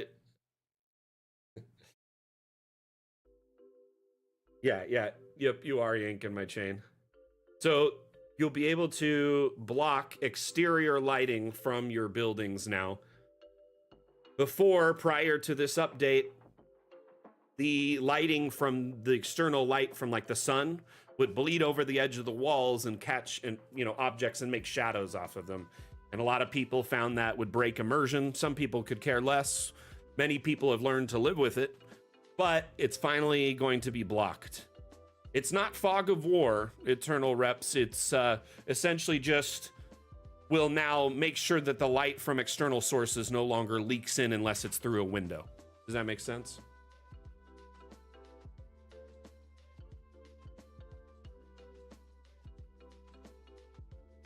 Yeah, that kind of works, but the problem is when you put it up into like high noon mode, then the sun is so bright on like metal and water and shiny objects, it makes it like blinding at certain angles.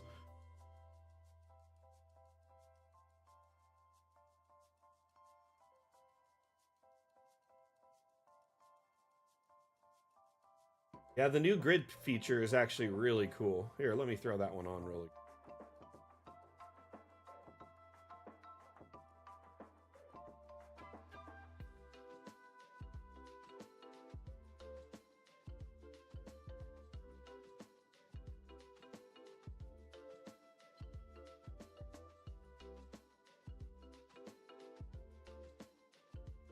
Stand by.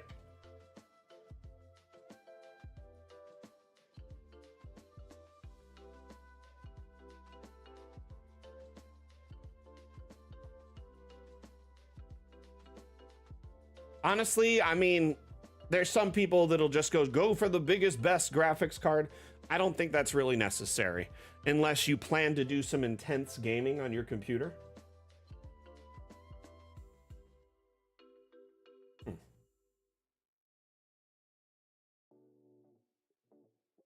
Got me.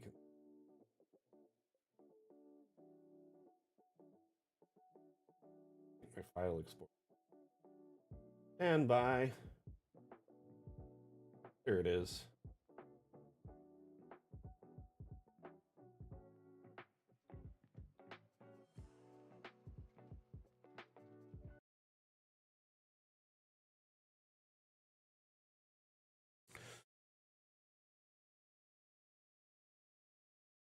But I don't know if you can see here, but essentially in this video, it showcases that there is the grid will no longer kind of be partially obscured if you don't want it to be, which is, as I say in the video, a more traditional view. A lot of people have wanted this for a long time because they feel it breaks immersion when some of the objects aren't covered, or it makes it hard for their players to discern where they're supposed to stand, etc. So this will help a lot.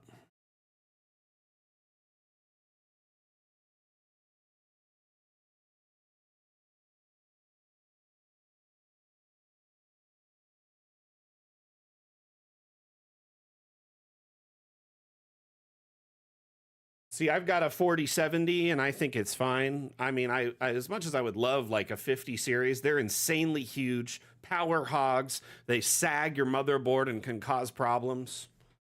I think it's smart to just go with A is within your budget, but also just covers your base needs. If you're playing mostly, older games, not necessarily newer games, and things like DA, I would recommend probably like a 3000 or 4000 series NVIDIA. You could probably even get like a newer AMD series card, 6 or 7 series for reasonable. But the thing is, haha, we're graphics cards, brothers. Hey, graphics card, brother.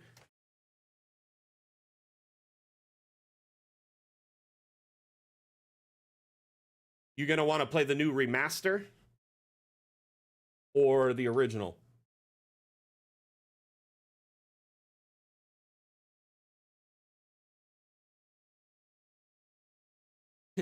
It's very hard to find and I think you should leave fan in the wild these days unless you're like on Reddit. I hope you knew what my reference was, and I thought your reference was to that. So let's just hope that's the case.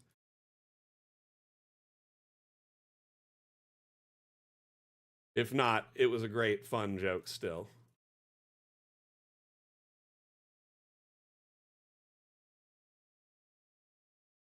Map is dope, but we're gonna go find another one. Back to the workshop.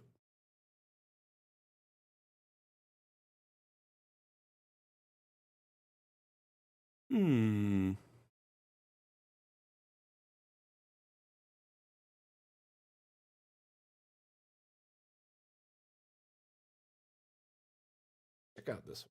Forbidden Cistern. Honestly, though, like it makes sense to go with a lot of RAM. If it were me in your case, building a new computer, if you can just do like an SSD for your boot and your OS. An SSD where you have all your operating system on, and then you just kind of keep that for your base software and stuff like that. But then you have a secondary drive that's either a hard drive or another SSD that acts as where you put like all of your data, right? Like I install all of my games on a different drive than my main drive where my OS is, and it keeps it running really smooth. My computer boots up in like under like 20 seconds, usually tops. Very quick boot with an SSD. RAM is really important with Dungeon Alchemist and most modern games and software.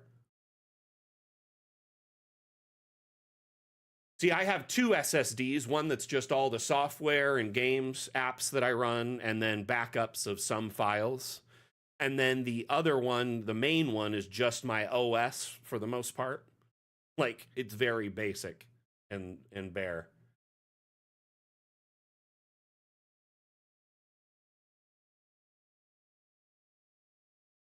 You Highland Lass, I'm running a 4070 as well right now, and I'm fine with it. Like I've been playing Dune Awakening, which is a brand new game, runs perfectly fine on my computer. I'm just gonna throw it out there. I do think the 4080 will cost significantly more. You could save the money probably. 32 gigabytes of RAM. If you could up to 64, I'd recommend it. You'll notice a big improvement in your run speeds and your map sizes in DA with more RAM. Until we unlock multi-core, that's going to be one of the easiest ways to get an improvement is through RAM or a graphics card.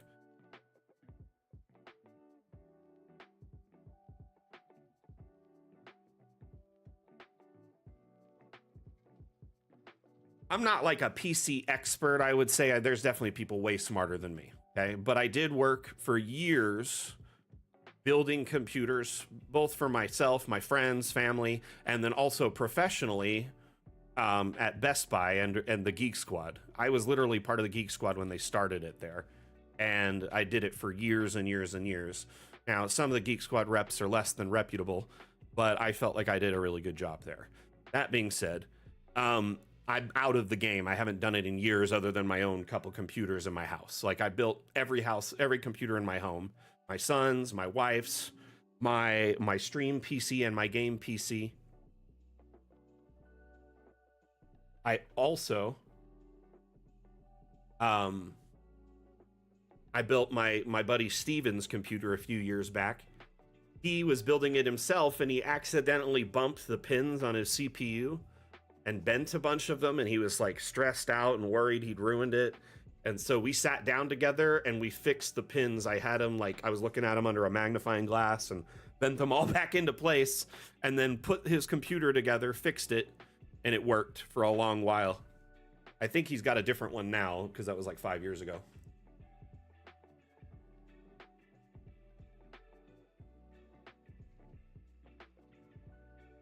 So I'll tell you right now, Highland Lass, I do pretty much all of the same stuff. I do some gaming, but it's more like probably more advanced in modern games. I do DA, I do video editing, right? I do some 3D modeling, okay? I do streaming, obviously, and recording. I do screen recording with one computer. Recording's all done on one machine, and streaming's all done on another machine. But if you have a powerful enough machine like that, you could stream and game on the same machine. I just do it with two, so I have the ability to open the largest, most craziest maps in our workshop without, it crashing. But you could even be able to stream or record your build sessions all on the same machine with very little issue. as long as you kind of find a balance for the settings for your stream. Speaking of streams, if any of y'all have questions about your own streams, your content creation, feel free to let me know. I'll do my best to assist. Got like years and years and years and years and years of experience with both streaming and content creation. So love to assist those in our community where I can, if I can.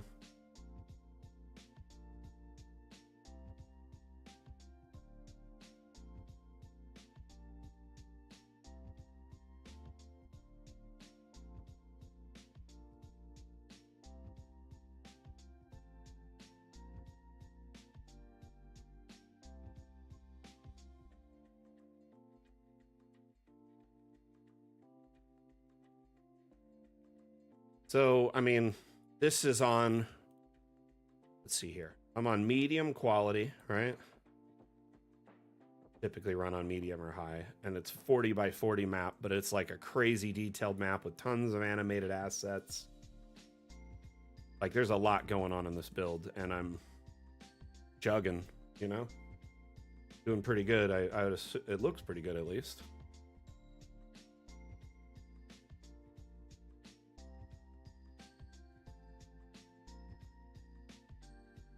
I use a lot of RAM, and I think it's mainly tied to when a map has a lot of assets in it from the workshop, they load into the RAM first. CPU, yeah, I use a decent amount, but if you're getting a new motherboard, you'll be getting a reasonable new CPU. Let me know what CPU and motherboard you end up looking at too. That stuff's important. Very important. Because you want one that A, is not only, you know, good enough for what you're putting in it, but gives you some room to upgrade later if you want to. Or maybe, you know, upgrade. Most motherboards are, but some of them, like, it could be an older generation or, you know, something a little bit older that may not have the capacity to do like next gen RAM or anything like that. What kind of power supply? How many watts is it? What's the motherboard model number? And how, let's see here.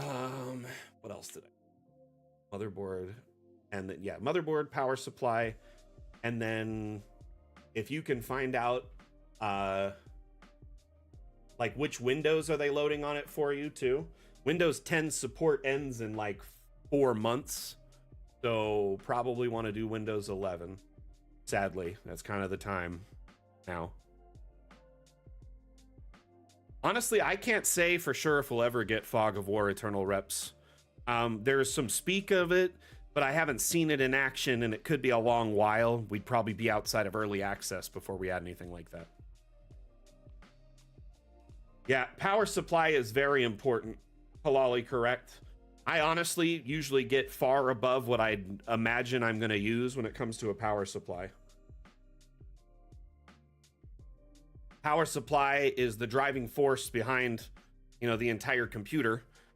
If you don't have an adequate power supply, your graphics card mainly will struggle, and you may have, you know, artifacts, or it may, you know, crash occasionally or shut down.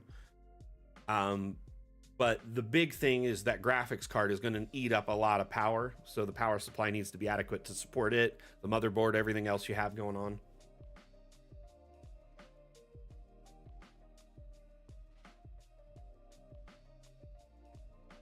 Can you send those specs to me in DM on Discord so I have a place that I can look at them later too? Because I want to look at it online if I have some time, just to see the motherboard and what's on it, how much room it has to upgrade. 1000 watts seems reasonable for, you know, a 4070, so you should be fine. Though, I mean, it wouldn't be unreasonable to jump up to like a 1200 watt. And you want to make sure too that he's not doing like you want to be using the correct kind of power plug, not an adapter. Like a lot of those graphics cards, they have a very specific power plug that it's like a new added power plug that's just for these new graphics cards. And you want to use that power cable because it's the less likely to short out or melt or have problems. often people will use like a traditional, PCIe Express or whatever, two of them, and then run an adapter from it, or just plug in the two. Anyway, from my experience, from what I've read on Reddit, seen on TikTok, a lot of people are not using the correct plug, and it ends up, or they're not having enough wattage, and it ends up, frying either their graphics card or their power supply. Yeah, the suggestion channel is linked to our Upvote, which is a website where we host our suggestion board and our roadmap.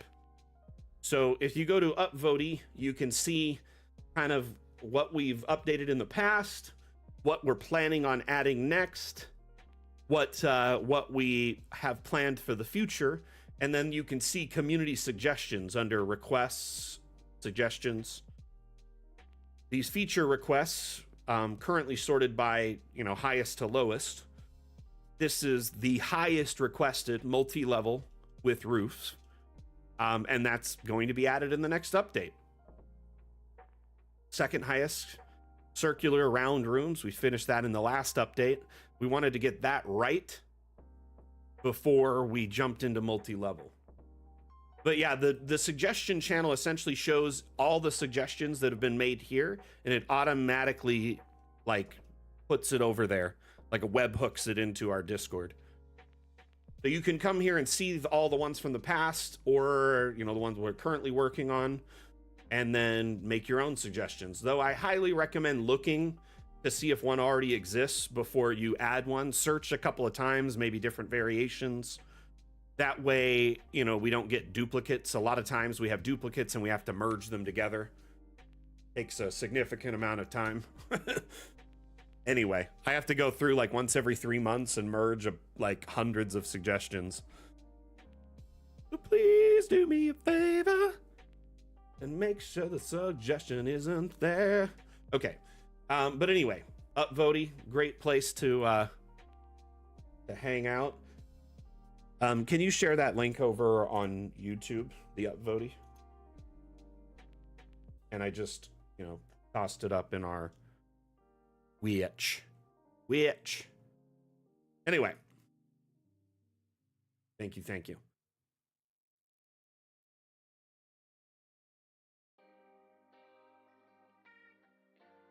Good underground map. Forbidden Cistern. I definitely wouldn't want to have cistern water where there's a bunch of like dead bodies, and like it's essentially a catacomb and a cistern all at once, but you don't want to drink the water from down there. No. I don't know. If anything, Indiana Jones taught me that when you're in the catacombs, the water is like flammable. Like methane filled.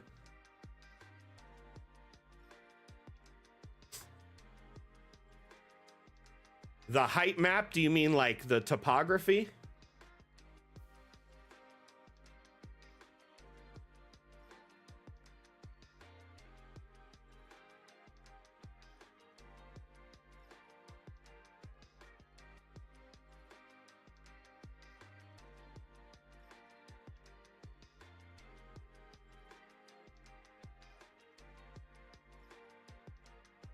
You're talking about.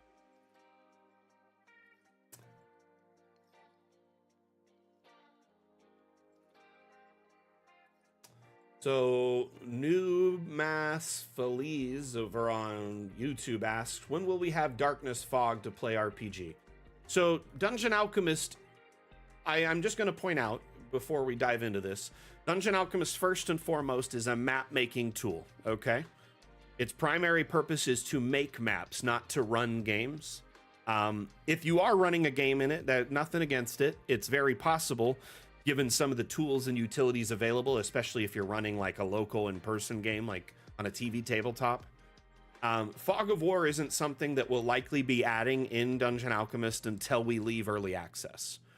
There's been discussions from the devs to do something like a limited basic Fog of War, to help with our TV tabletop, players who play in person on like a projector or TV at home. That way you'd have some limited fog of war. In the interim, though, I do recommend exporting maps if you need fog of war. Export our maps and use a virtual tabletop, such as Foundry, Roll20, Fantasy Grounds, Above VTT. There's several dozen options out there now that are compatible with Dungeon Alchemist directly. And all of them have fog of war in them. A virtual tabletop software is intended to kind of pair with Dungeon Alchemist, kind of like peanut butter and chocolate or whatever. They're a really good pairing. And when you export a map from DA and put it into a virtual tabletop, you have line of sight and fog of war and things like that. You can even still use a virtual tabletop software on TV tabletops and projector tabletops for home play.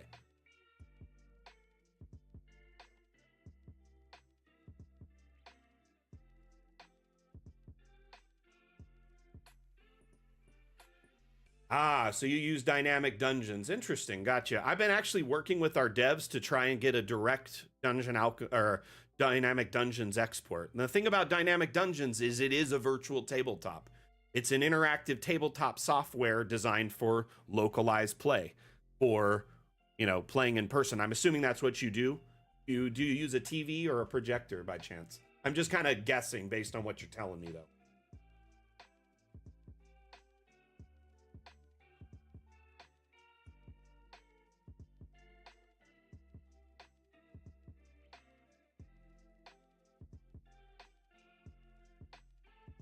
I don't think we offer an export option like that, Julia. That is an interesting idea, though.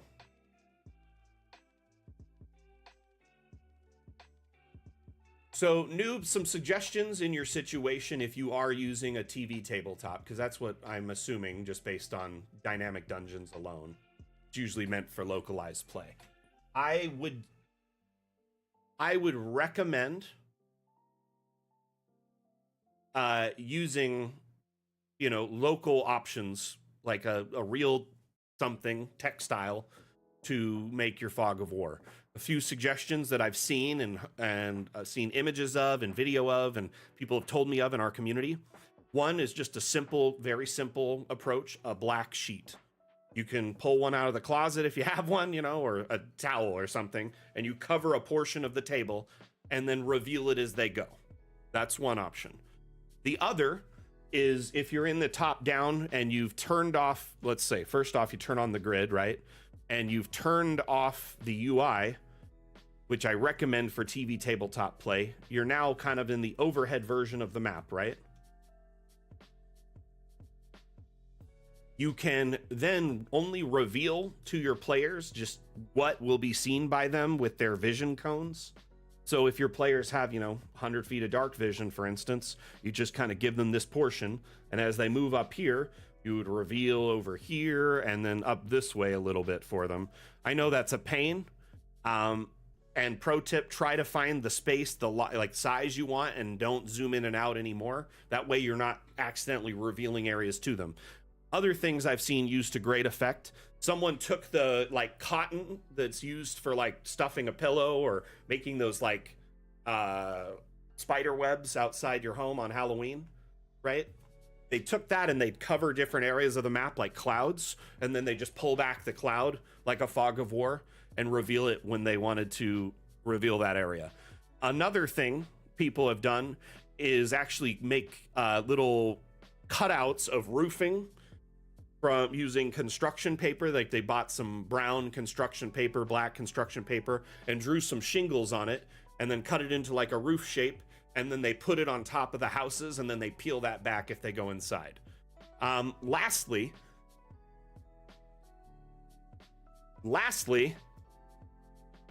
I mean, it's an immersion thing, Bane. I think a lot of DMs bend over backwards for their players for sure. I do appreciate the amount of effort that they put into it, both as a player and as a DM. I think it can go a long way, you know. But anyway, the other thing that you can do within Dungeon Alchemist right now until we have Fog of War is if you go to this object menu, click abstracts, right? Under the abstract menu, you've got all these green objects, right? This one here, the large customizable plane, is my favorite. I'm going to disable collisions. I'm going to raise it up a little bit so it's above the objects here. And then I'm going to scale it up higher so it's over everything, right? Let's just cover this whole kind of section. Give you an idea. So because collisions are off, I can scale it way beyond its normal size.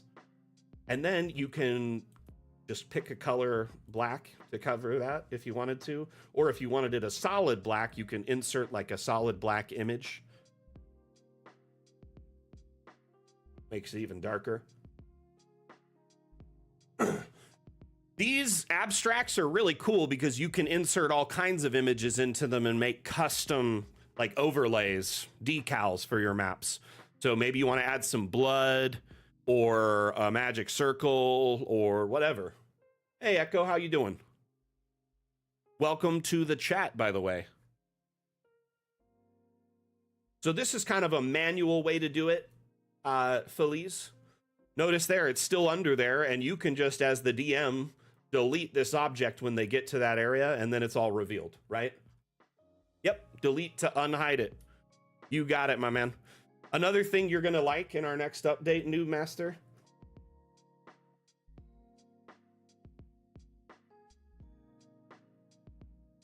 I think the thing is a lot of people play in person and they love the 3D nature of DA and being able to zoom into the maps and kind of change things on the fly, right? Delete things, move things, open doors. That level of interactivity inside of DA is hard to match. I really hope someday we kind of make our own virtual tabletop that is like directly compatible with DA, that gives you the most use and function of our maps.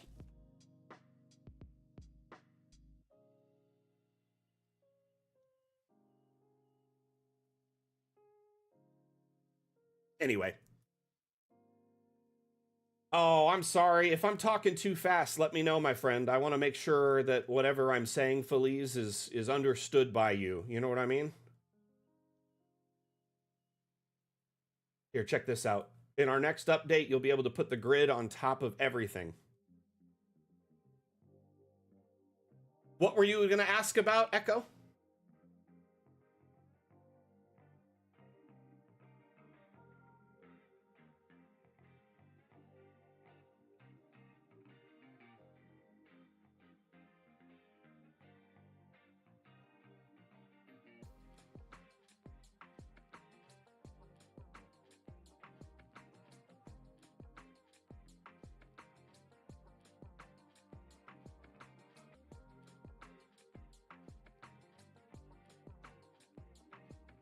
Ask away. I want to make sure I get your question right, so just feel free to drop it in chat.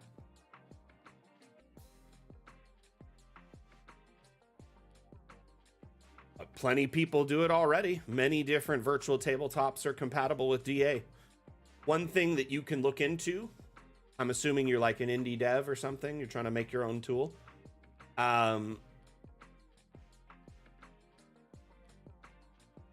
One of the export formats we use that a lot of people out there that making their own virtual tabletops are using Universal VTT. It's UVTT or DDVTT2.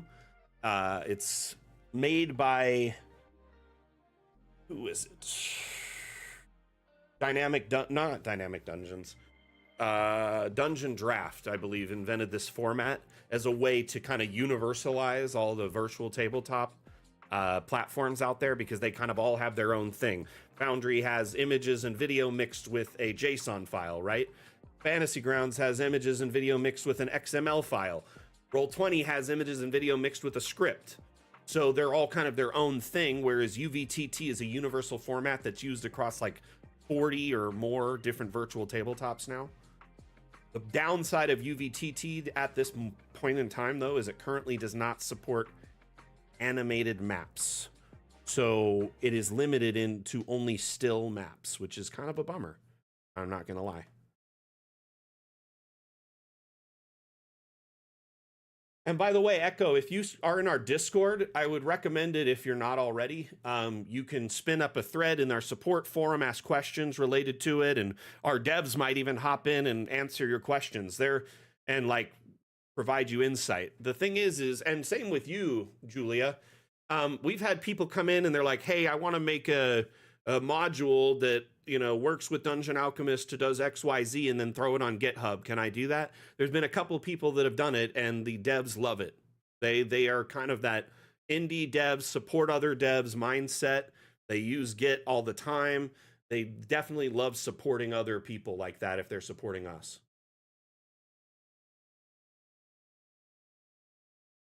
Well, Elise, that's awesome.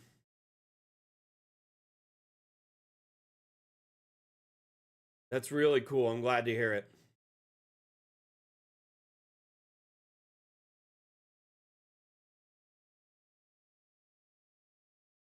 Man, that just reminded me of a map I found on the workshop yesterday. Straight up amazing map.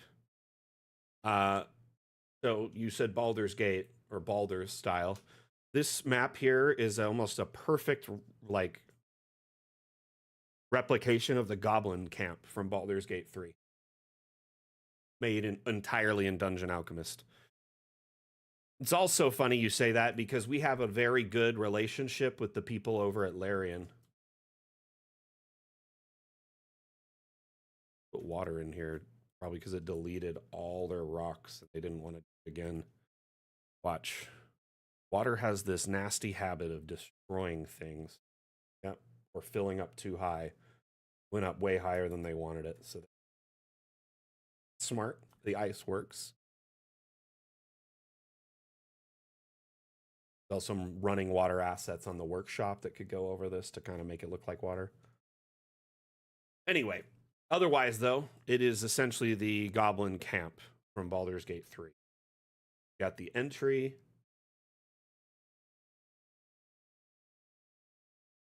Main camp area.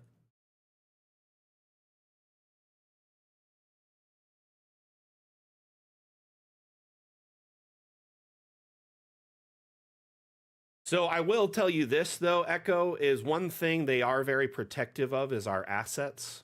They may be a little leery about someone, extracting or finding a way to pull the assets from DA and use them in, some sort of public fashion or resale fashion. That's part of the reason we don't offer 3D export is because we're really protective of our IP and all the work gone into the assets we've made. We have, a very talented team of assets, but it's, 4 or 5 people working, making every asset in this menu from scratch. So, we essentially kind of are worried about that getting out into the open where people could just essentially reuse it without properly crediting us or licensing it properly. That being said, we do offer commercial licensing options for Dungeon Alchemist if you're looking for something to that degree where you're, pulling the assets out and using them in, your own kind of development or whatever. It's something we'd have to talk about in detail. If that's something you're kind of looking into, you can reach out to me on our Discord and then we can start from there. Do I need a 6th one? We're not currently hiring at the moment, but I do appreciate you asking. We, essentially, we kind of have a lean team, and that allows us to kind of continue doing what we're doing without going insolvent or worried about money issues, right? On our team, there is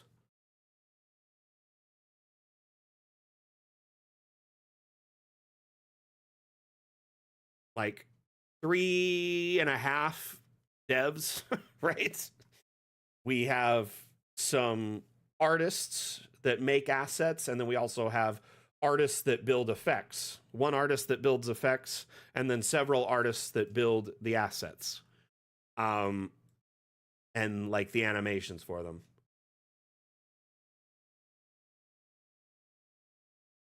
But essentially the team, like Carl is our lead developer, one of the creators of Dungeon Alchemist. Wim, the guy who kind of conceptualized Dungeon Alchemist, he does some development, but primarily he's our lead artist. Okay, and then we have let's see here. So Pieter is another one of our devs, and Quentin is a dev. Kenny is a kind of technical artist. He does these effects. And then we have, let's see here, trying to remember everyone's name offhand. Sorry, I don't get to talk to them all the time. And then I also only know them from their online names. Stand by 1 second. So we have Magdalena, right? And Aiko. And then Wim and Kenny. That's our art team right now. It's pretty lean art team at the moment. We did have another person on our art team, but she stepped away for personal reasons. Anyway.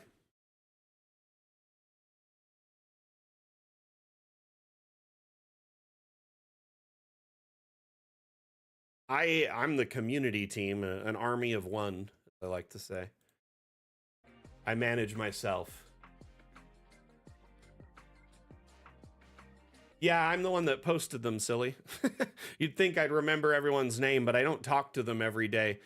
Our team is all remote, so sometimes I go months without interacting with a couple of the people on the team. Other times I talk to people every day, you know? Anyway, I just had to look at their names and remember. But yeah. The intros were from the mind of Mac. I kind of wanted to put faces to our team so everyone kind of realized there's people behind it.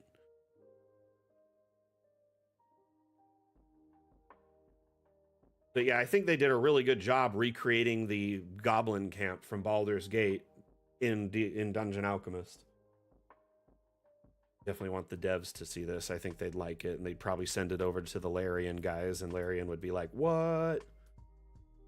So when Baldur's Gate was still like early access, our team was at a convention in Belgium, and then they were there as well, and they saw our booth and came up, and they thought Dungeon Alchemist was so cool, and they spent like an hour making maps with it and asking questions, and then they ended up kind of becoming homies. And every once in a while our lead dev and lead artist will go over and hang out and get a tour and get to see what they're working on.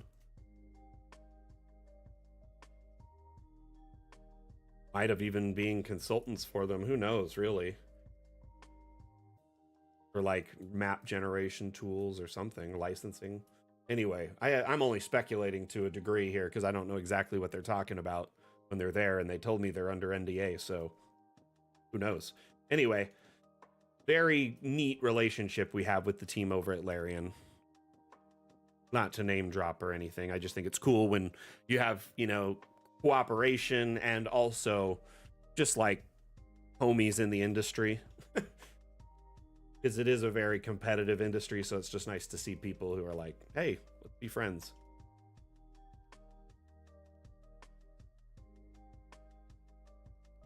Anyway.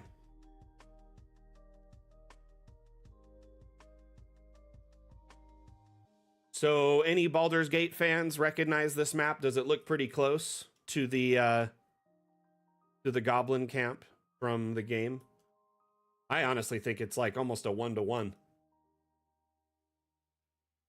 Very well done.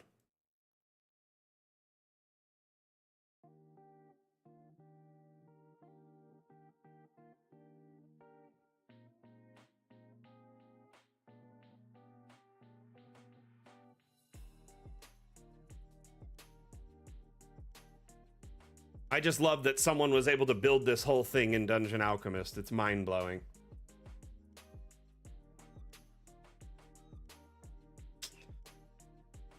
All right, everyone, guess what? I got some bad news.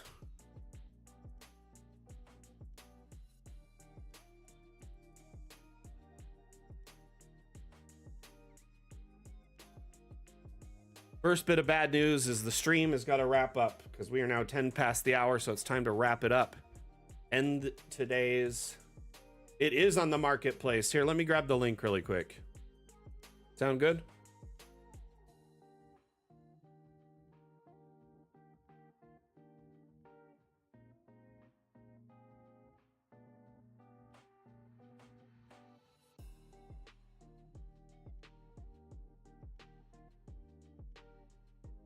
It is titled Baldur's Gate 3 Goblin Camp Exterior. So you could just search Goblin Camp, probably find it, or Baldur's Gate. Workshop, marketplace, same thing. I knew what he meant.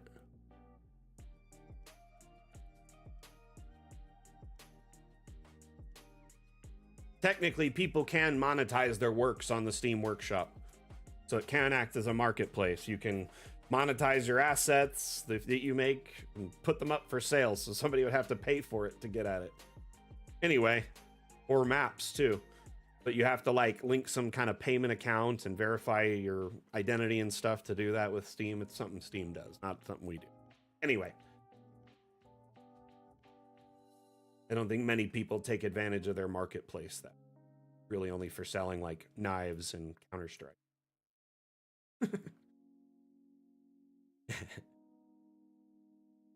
Okay. We got that link there for the map. First bit of bad news is that the stream is ending, right? For the day. Not forever, just for today. The second bit of bad news is next Wednesday's stream, the office hours stream that we host in Discord every Wednesday, is unfortunately canceled.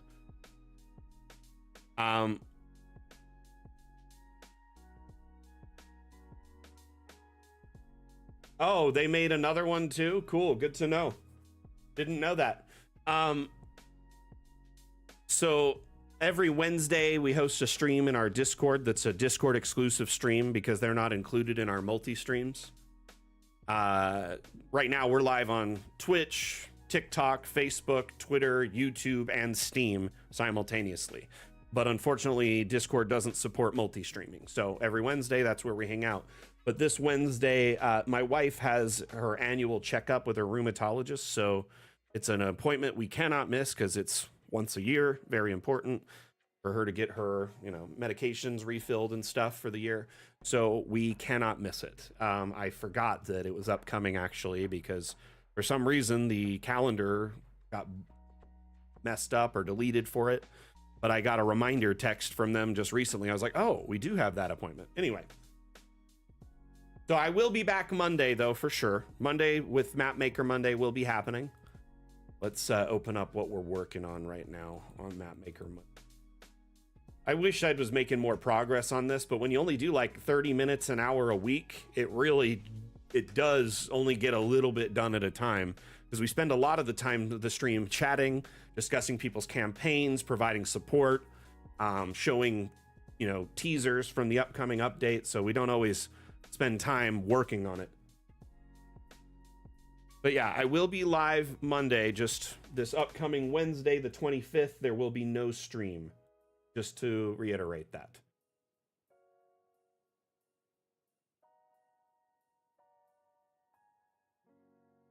So this map here is the Ancient Cemetery, and it is quite a bit of work. The size of the map is 85 by 87.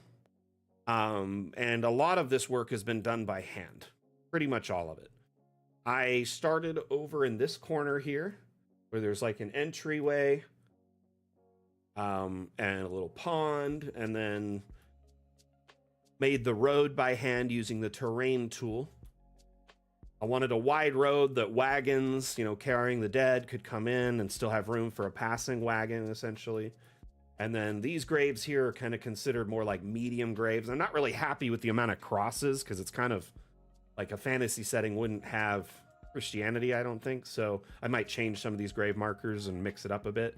But for now, that's what we've got here. And then this is more of a private, kind of like a royal grave plot, fenced off. Got nice, plants and mausoleums and all sorts of different graves that are a lot fancier. Over here, we have the chapel, so to speak, where all of the funerals are held.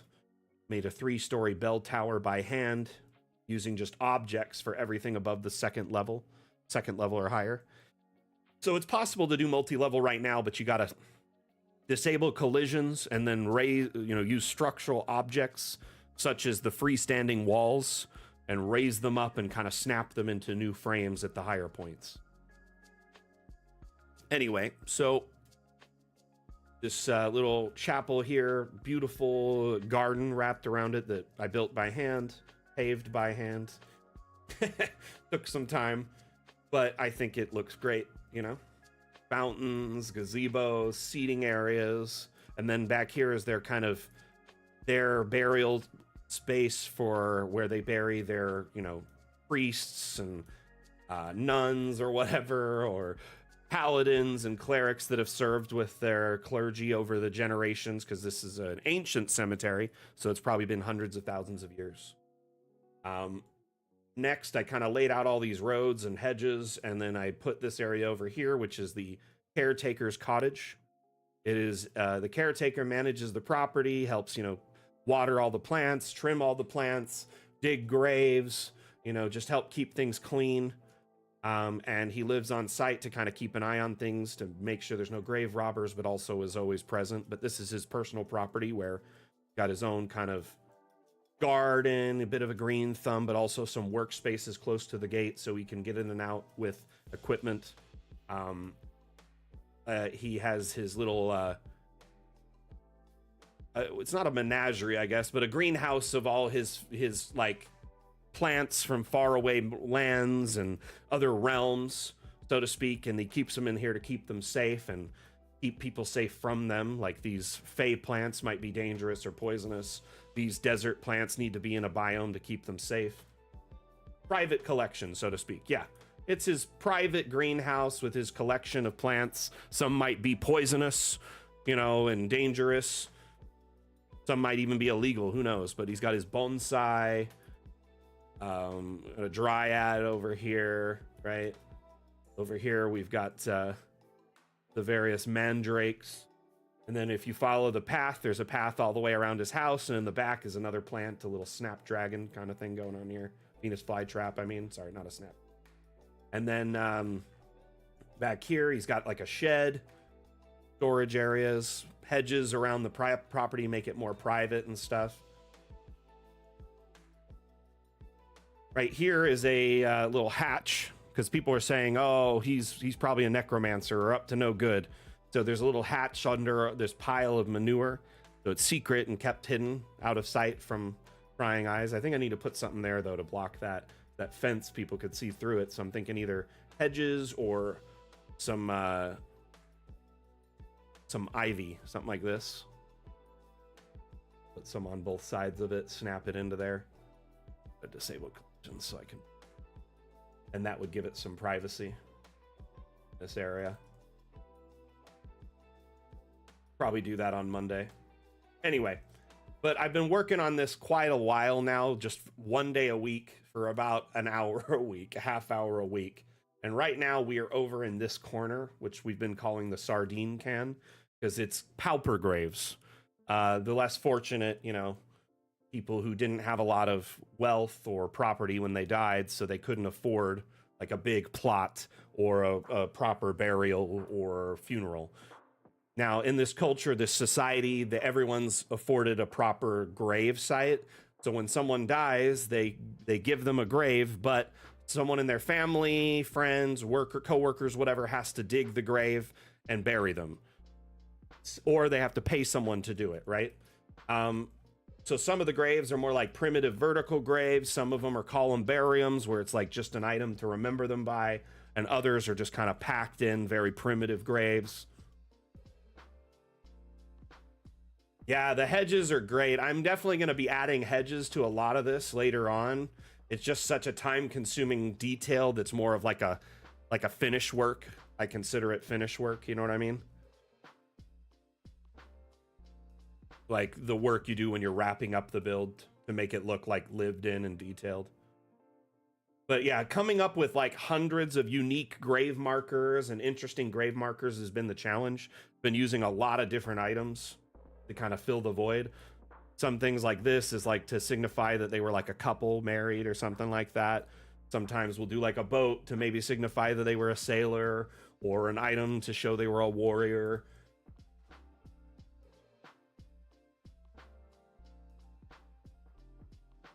Yeah, the detail aspect is what takes a lot of time, but I like doing it too. I'm not going to do any more columbariums past this point, though. It's all going to be graves all the way down. Once the sardine can's all packed, it's going to be a little bit different. I think I was going to put a little park here. Not necessarily like a play park, but like seating areas, flowers, a gazebo, fountain, something to kind of chill out. And then I was going to kind of space the graves out a little bit more in these areas. And then over here, I was going to do terraced graves. There'll be private plots that are fenced off, like that one over there, but they'll be raised up and like a staircase up to them. So it's like family plots, so to speak. Hey, SB Mohammed, thank you for the sub a few minutes back. Sorry, I didn't notice right away. By the way, everyone, if you enjoyed the stream today, I'm asking you a personal favor as the community manager for Dungeon Alchemist. If you're not already following or subscribed to the channel, please make sure you do so. That way you can find us in the future for future streams, or you'll get notifications when we go live. Additionally, if you feel so inclined, if you could share the stream links or different channels, social media with your friends, family, like-minded DMs, players, etc., so they can check us out, would mean the world to me. As word of mouth is our primary form of advertising. We really don't get a big advertising budget, or we're not on like TV or anything like that. So we really have to we appreciate it when people let other people know about Dungeon Alchemist, especially with this big update coming out in the in the next month. It's a great time to be checking us out and kind of seeing what we're about, and maybe even investing in Dungeon Alchemist. Now, that being said, I appreciate everyone that was here today. I'm going to wrap up the stream, but before I do, I'm going to run a quick Dungeon Alchemist themed ad. Gabby, there is not a release date, but we're likely looking at July at this point. Sometime in July. And the Fun with Objects update, it was so much content, we decided instead of delaying it till it was all done, which could have been closer to the end of the year, we decided to split it up into 2 parts. So the first part will be launching in July, and that'll include multi-level, roofing, invisible lighting, a whole batch exports, a whole bunch of features. And then the part 2 will include a bunch of other features. Thank you everyone for tuning in today. Let's go ahead and pull up that ad, and then we will wrap it up. Appreciate you all being here, whether you were actively chatting, whether you were lurking, whether it's your first time or your 100th. Thank you for being here. Thank you, mods, for supporting on all the platforms, teaching people about the various ways to use Blender to import assets into Dungeon Alchemist, sharing links, just providing real-time support. You mods are legends. Thank you, thank you. We will be back on Monday with a stream called Map Maker Monday, where I'll be working on this map. That's kind of why we were talking about it as we wrapped up. So we'll be adding more graves down this way. I'm hoping to add in a ton. I was going to finish up these columbariums with objects and then just start graves all the way down as quick as possible. Anyway, thank you for tuning in. We're going to run that ad really quick. Cool. And it is a Dungeon Alchemist themed ad, so definitely not running an ad for some other thing. So please check it out. We are very proud of it. In fact, I wrote this ad. I am very, very proud of it. You stand before the long, dark road to the fabled realm of Doyak Ta, and before What do we see? I don't know, a goblin. I kill him. But before she does, I, Gilliam of Firth, demand to know the goblin's name.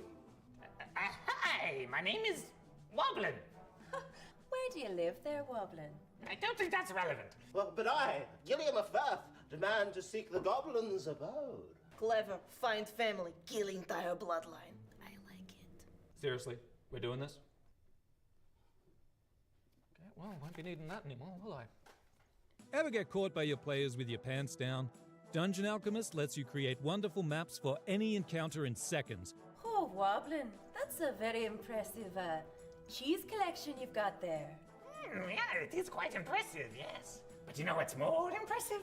This map I have to the Fabled realm of Goyak Ta. Please take it and leave. Close the door behind you. Mr. Warblen, I cannot help but notice that you have a secret tunnel underneath your cabinet. Care to explain? Download Dungeon Alchemist, the AI-powered map maker, on Steam today.